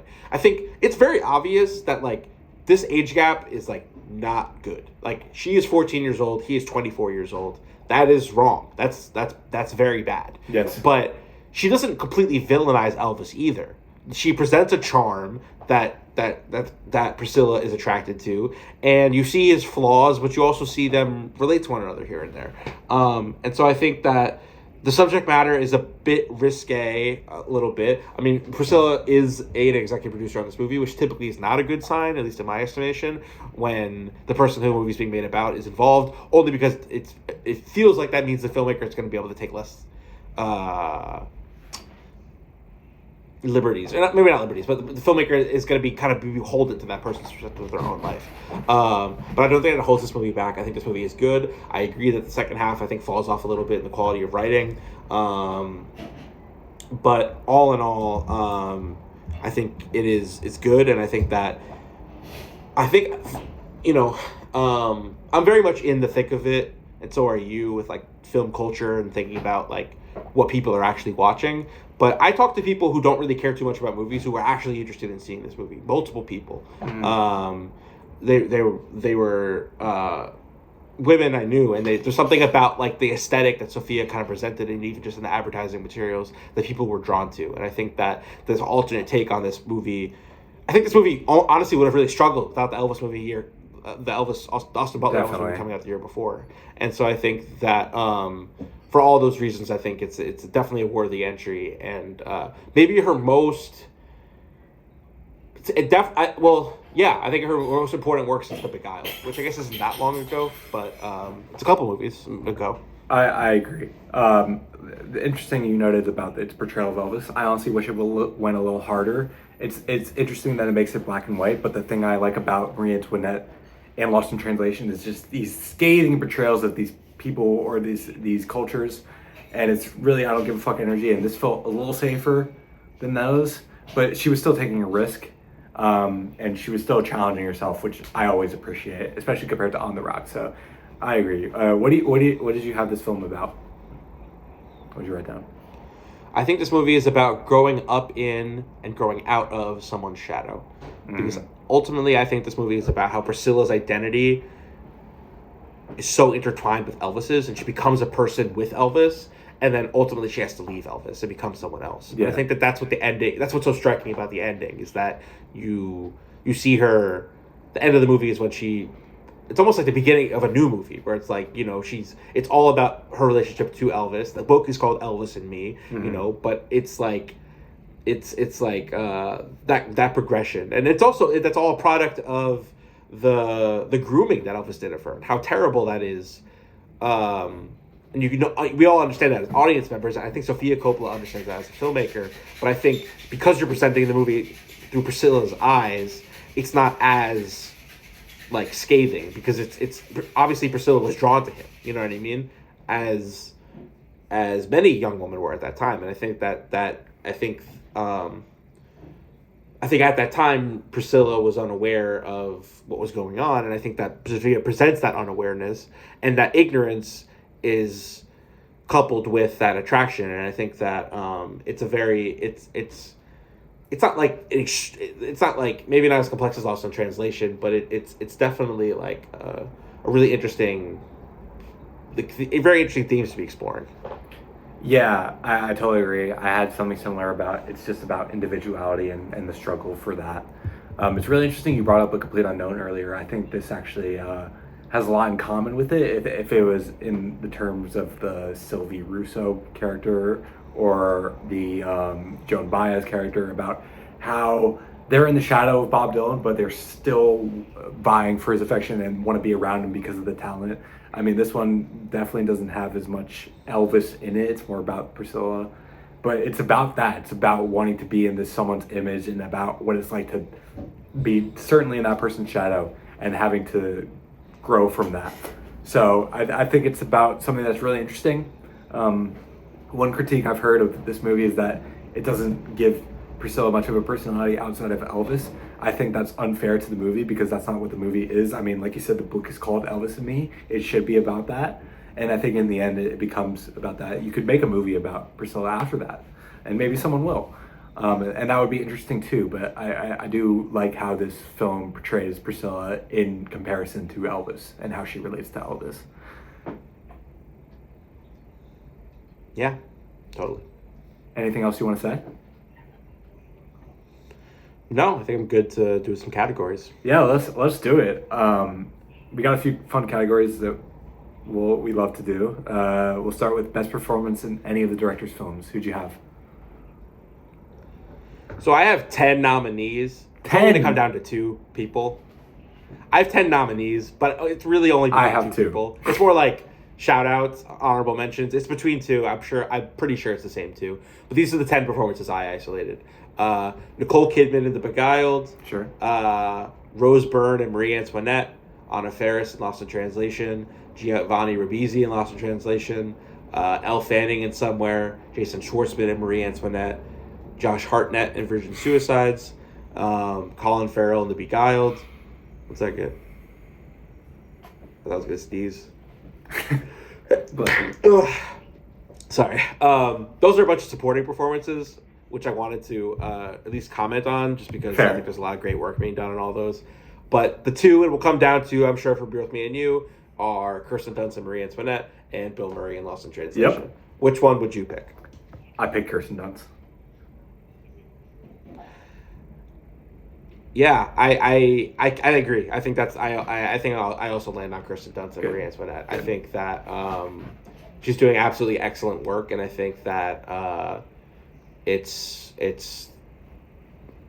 I don't know. I think picking Bill Murray in Lost in Translation would be a very film bro way of looking at the work of Sofia Coppola. Yeah, you know? Which is fine. Like, he's very good in that movie, but I think Kirsten Dunst is like the heart of her movies, you know? Yes, I agree. The way I view it, and maybe this is unfair because Bill Murray has a bigger catalog, but the Lost in Translation performance is not Bill Murray's best performance in my opinion. It is to someone, but I would pick Rushmore. But Kirsten Dunst in Marie Antoinette, that's her best performance in my opinion. They've both been in a lot of good movies. Yeah. So yeah, I just think Kirsten Dunst is so magnetic in Marie Antoinette, and you know, just the best. I love her so much. She is so good, and because of the performance is that good, she was definitely going to be my choice. But Bill Murray is the close second. Okay, this one you could have 10 nominees for as well, and I'd be fine. Best Needle Drop. What'd you have? I put down Just Like Honey, or maybe it's Like Honey, from Lost in Translation. Just Like Honey. This song, Just Like Honey, good. This song begins right after the the famous final scene where Bill Murray whispers to Scarlett Johansson. It is it occurs over a montage as they both kind of leave Japan, and it's like it's not a song whose lyrics I think are particularly applicable to the situation in the film. But the mood it creates is so melancholic, and there's so much longing in the song.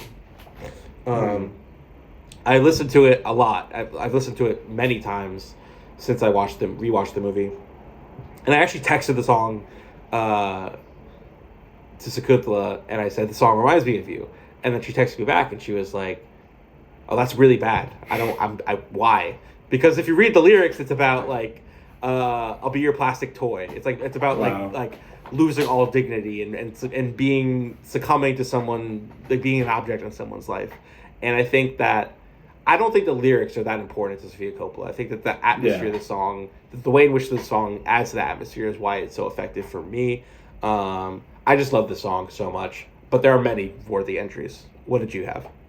I had Natural's Not In It by Gangs of Four, opening credits of Marie Antoinette. When this came on, I was like, this might be my favorite movie of all time. Like, it's not, but I played it again before the movie started. Yeah. It's just an electric way to open a movie. Just an announcement of what this movie's gonna be. It just rocks. It's just a good song. Great guitar. I'm not gonna talk about the music critique of it. I just love like you said, the mood it creates and how it announces itself. But my second would actually be the one for Bling Ring, the Crown on the Ground, or Crazy on You from Virgin Suicides. I think maybe if I hadn't embarrassingly seen the Guardians one first, I'd pick it, because the way that slams in as they start kissing is another electric moment in her filmography. I just think because it's been used again and in a more, memorable way for me because I saw it first, I didn't pick it. But Natural's On In It that is my shit. Okay. Yeah. More music. Best single track of original score. This was a tough one for me because I get more focused on her soundtracks, and I think she is as well. But what did you have? I'm interested. This was also very difficult for me. I'm not sure how much score is in all of her films. I know, I guess Virgin Suicides has one, but whenever I think about the music, I think about the soundtracks of her films and the pop songs and the songs that aren't made for the film. So I wrote down something that really is not an original score, but kind of operates like one. I picked April 14th by Aphex Twin, which is the song Kanye West samples from the Blame Game. Yeah. It's used in Marie Antoinette, and it's not an original score, but you couldn't mistake it for it being one, because it's just piano, and there's no like. It sounds like it could be the score to a costume drama, and so it's kind of this like metaphorical answer. But I couldn't pick one. Maybe The Beguiled has some score I could have picked. I just didn't. I didn't revisit that score to find out. When April 14th came on in Marie Antoinette, I was like Leo in Once Upon a Time in Hollywood, whistling and pointing at the screen. But it's a great scene as well, and a great use of that, and the mood it creates is really good. I agree that it operates like that. I can't blame you for picking this. I had Playground Love by Air from the Virgin Suicides. I think it's like the second song that plays. Right. It's kind of by default because there's not really ones that stick out to me. I like the end track to Virgin Suicides. There's some good stuff in like you said, The Beguiled. But yeah, not really a notable category for me. Yeah. We'll go to Gray's Scene. A lot of contenders here for me as well. What did you have? I picked The Crazy on You, Kristen Dunst, Josh Hartnett kiss. Sofia Coppola is not somebody who I think about in terms of great scenes.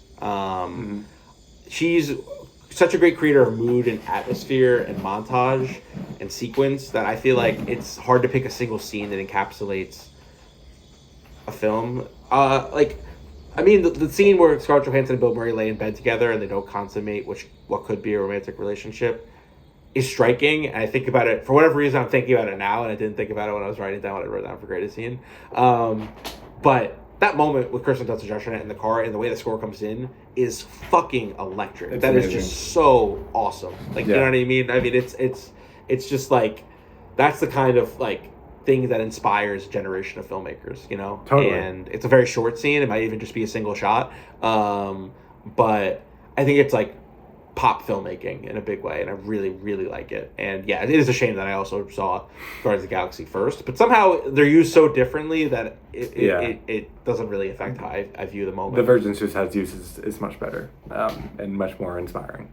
Yeah. But I like Guardians 3. Yeah. Anyway, I had Bob and Charlotte first meet in Lost in Translation. Their first meeting at the hotel bar, they share a drink. I love how natural it feels. They don't have this like electric chemistry right away. It's very, not awkward, but like very honest. Two people still trying to figure out where they are and how these people will now relate to each other. But you still feel that sense of connection right away too, which is interesting. I just love the dialogue, and they're both so good in that scene. So yeah, I kind of agree that I think about sequence much more. But if I had to pick one, it'd probably be that. It's a good pick. Greatest sequence. What did you have for this? I love my pick for this, but you go. I picked the Masquerade Ball and Marie Antoinette. That's a great pick. That's such a great pick. That was just a very fun 15 minutes. Like I'm somebody who, like, for whatever reason, I check the clock a lot. Like, I'm always kind of wanted a movie to end, and I love movies, but for whatever reason, it's like I always want to be able to go on to the next thing. And so when a sequence makes you just forget about the fact that you're watching a movie, from the moment where she's when Kirsten Dunst is with Rose Byrne, and they're like, no one has to know we're at the Masquerade Ball, up until them going there, it's flowing. It's so much greater than the sum of its parts. There are a lot of great sequences in her filmography, but that's just the one that today really spoke to me. Mine's also from Marie Antoinette. I have the montage set to "I Want Candy" by Bow Wow Wow. It's the montage. That is a great pick. Oh my god. It's the montage where it's just, you're seeing the shoes, you get the Converse shoes shot, which is like such a fuck you. I love it so much. The people that complain about that need to just go away because it's so intentional. Anyway, Yeah. It's the cake, it's the lavish, it's the wine, it's the champagne overflowing. It reminded me of like something from like Babylon, in just in terms of like an electric montage showing this lavish lifestyle and this excess and party.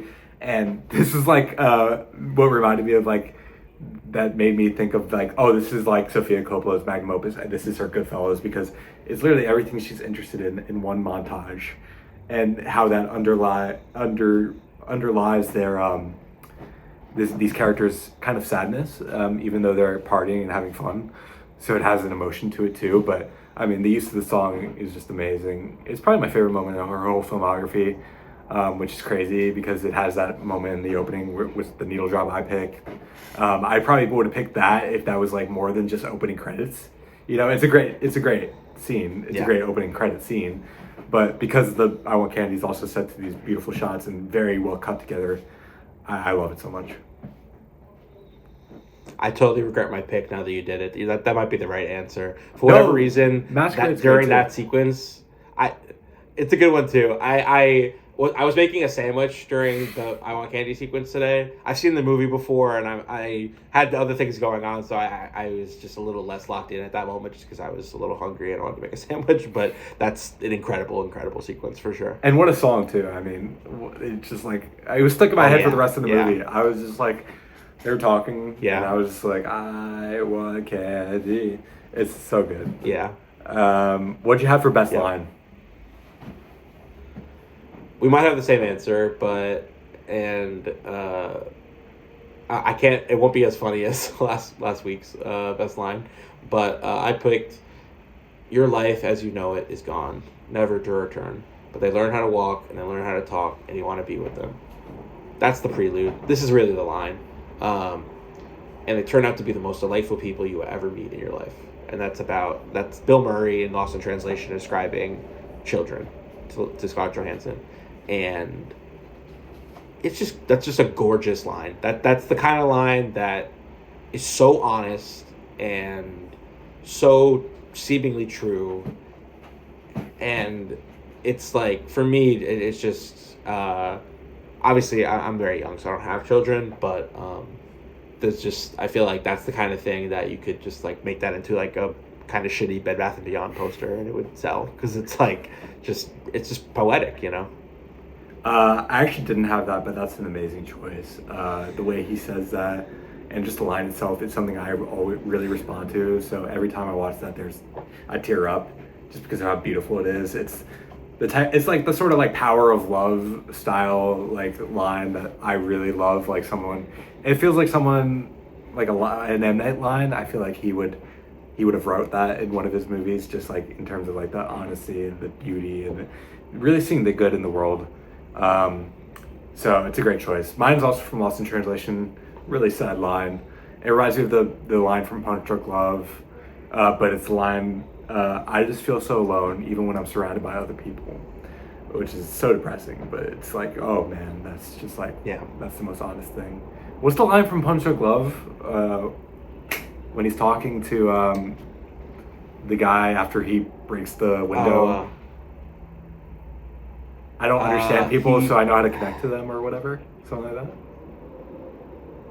I don't know. It's been a while since I've seen it. The line from that movie I respond to is when he's like, I don't know if I am okay because I don't know how other people feel. That's the line I'm thinking of. It's not totally similar, but it's in that same vein. But that was my line pick.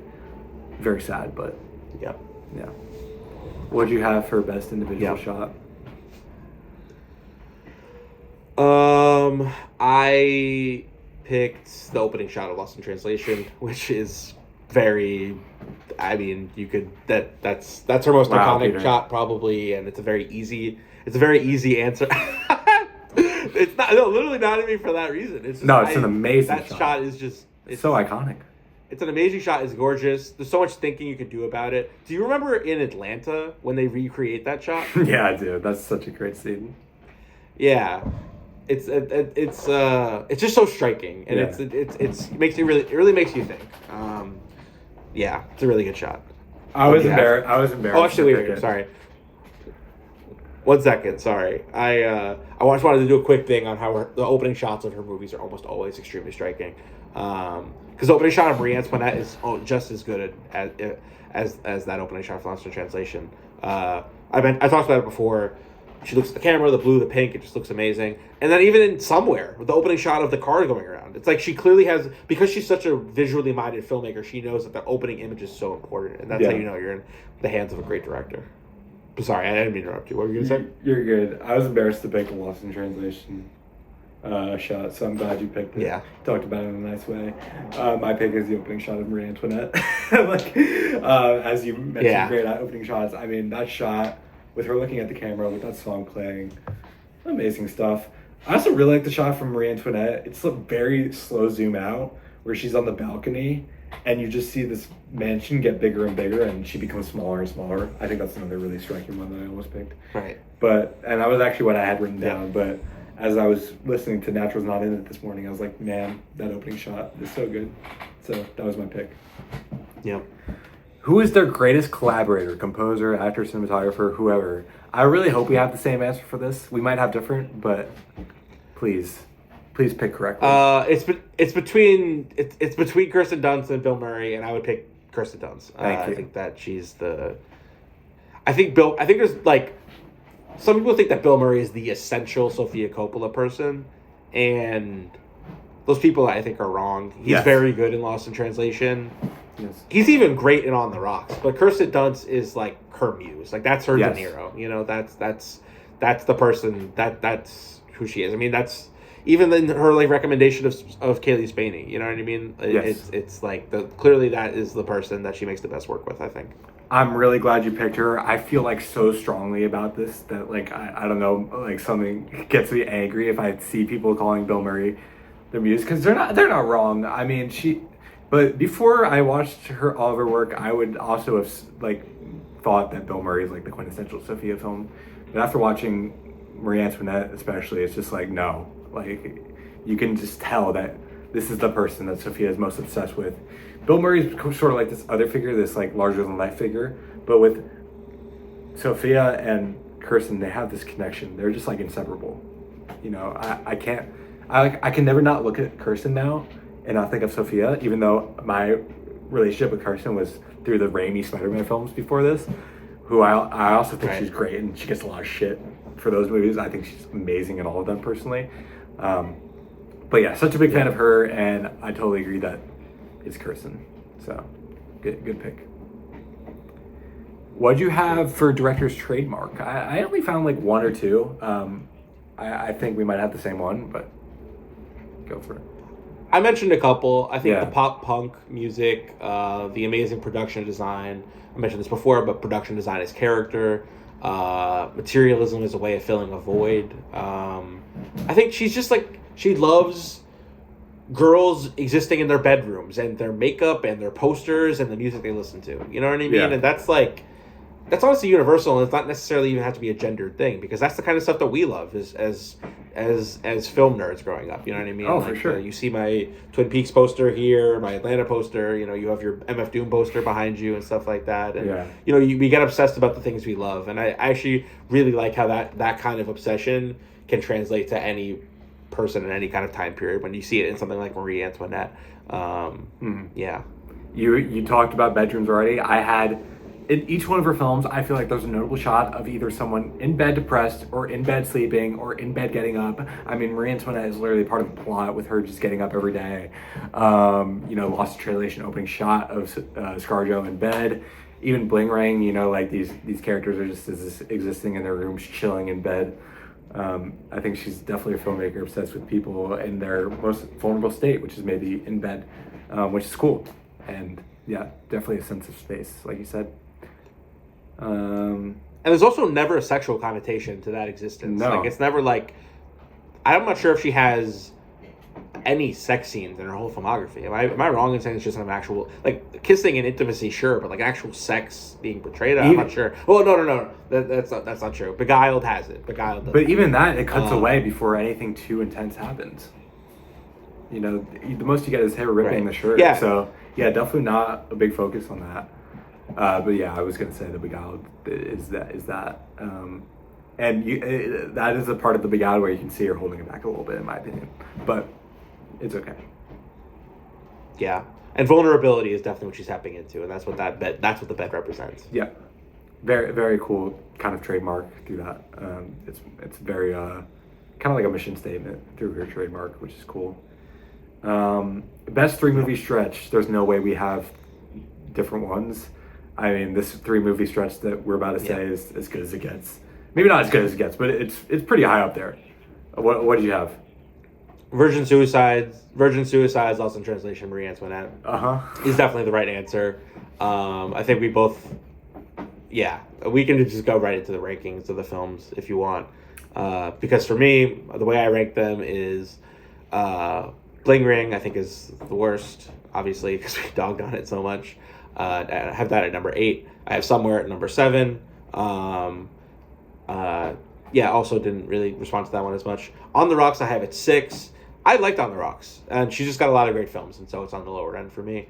I have Priscilla at 5. Again, really like the movie, just I think she has stronger works. The Beguiled I have at number 4. Really responded to this one. Would love if she took that style, or at least that genre influence, and blended it into another kind of movie. But then my top 3 movies are this 3-movie stretch, which is Virgin Suicides at number 3, Lost in Translation at 2, and Marie Antoinette at 1. I think Marie Antoinette is her best film. I'm not sure if you've had a different ranking, but I think Marie Antoinette is like her magnum opus. I think it is her at the peak of her powers, and I think it's all of her ideas and themes presented in such a unique, singular way.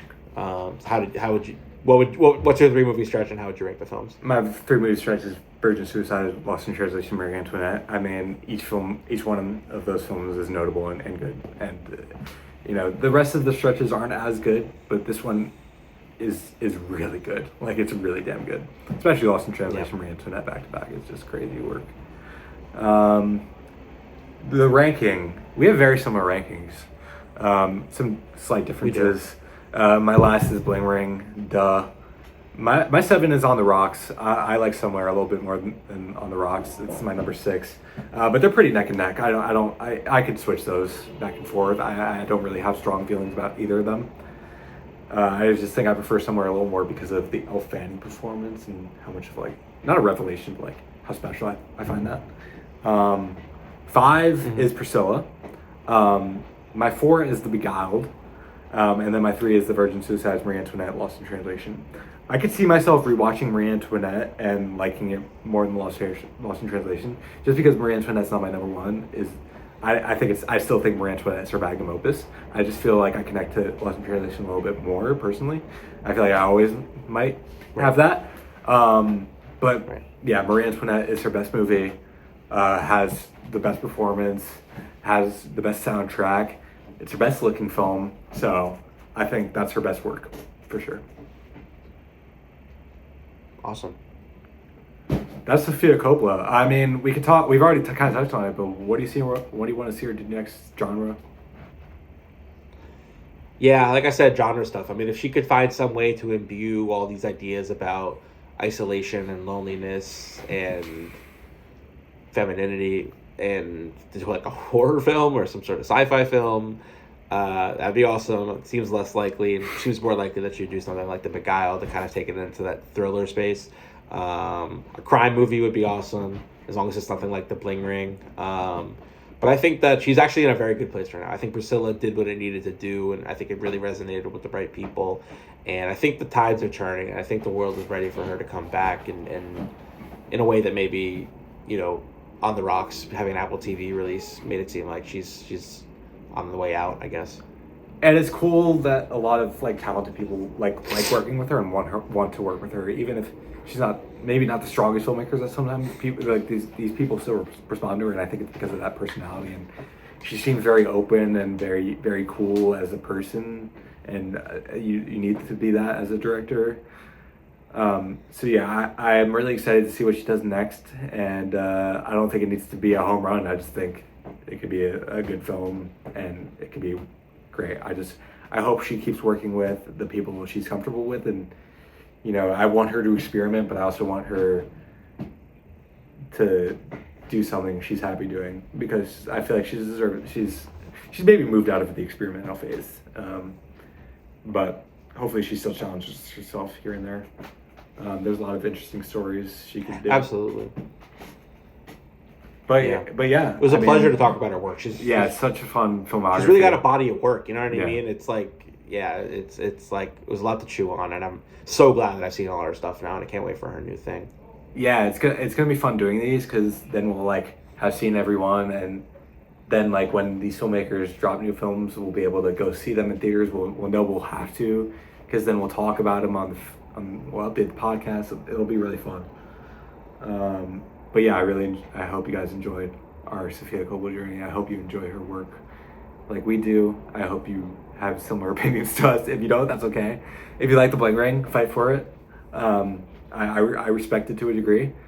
But I think she's got a little bit of something for everyone, as I said at the top of the episode, to come full circle. So yeah. Cool, yeah. And I think luckily there's a easy transition into what filmmaker will be doing next. I think we talked a lot about Spike Jonze on this episode, so I think it's only right that we dive into his stuff and talk about her next week, and I'm looking forward to that. Yeah, I mean, if you want the inverse of Sofia on next week's episode, come to the Spike Jonze discussion. It should be fun. Absolutely. All right. Great talking to you, man. All right. Pleasure.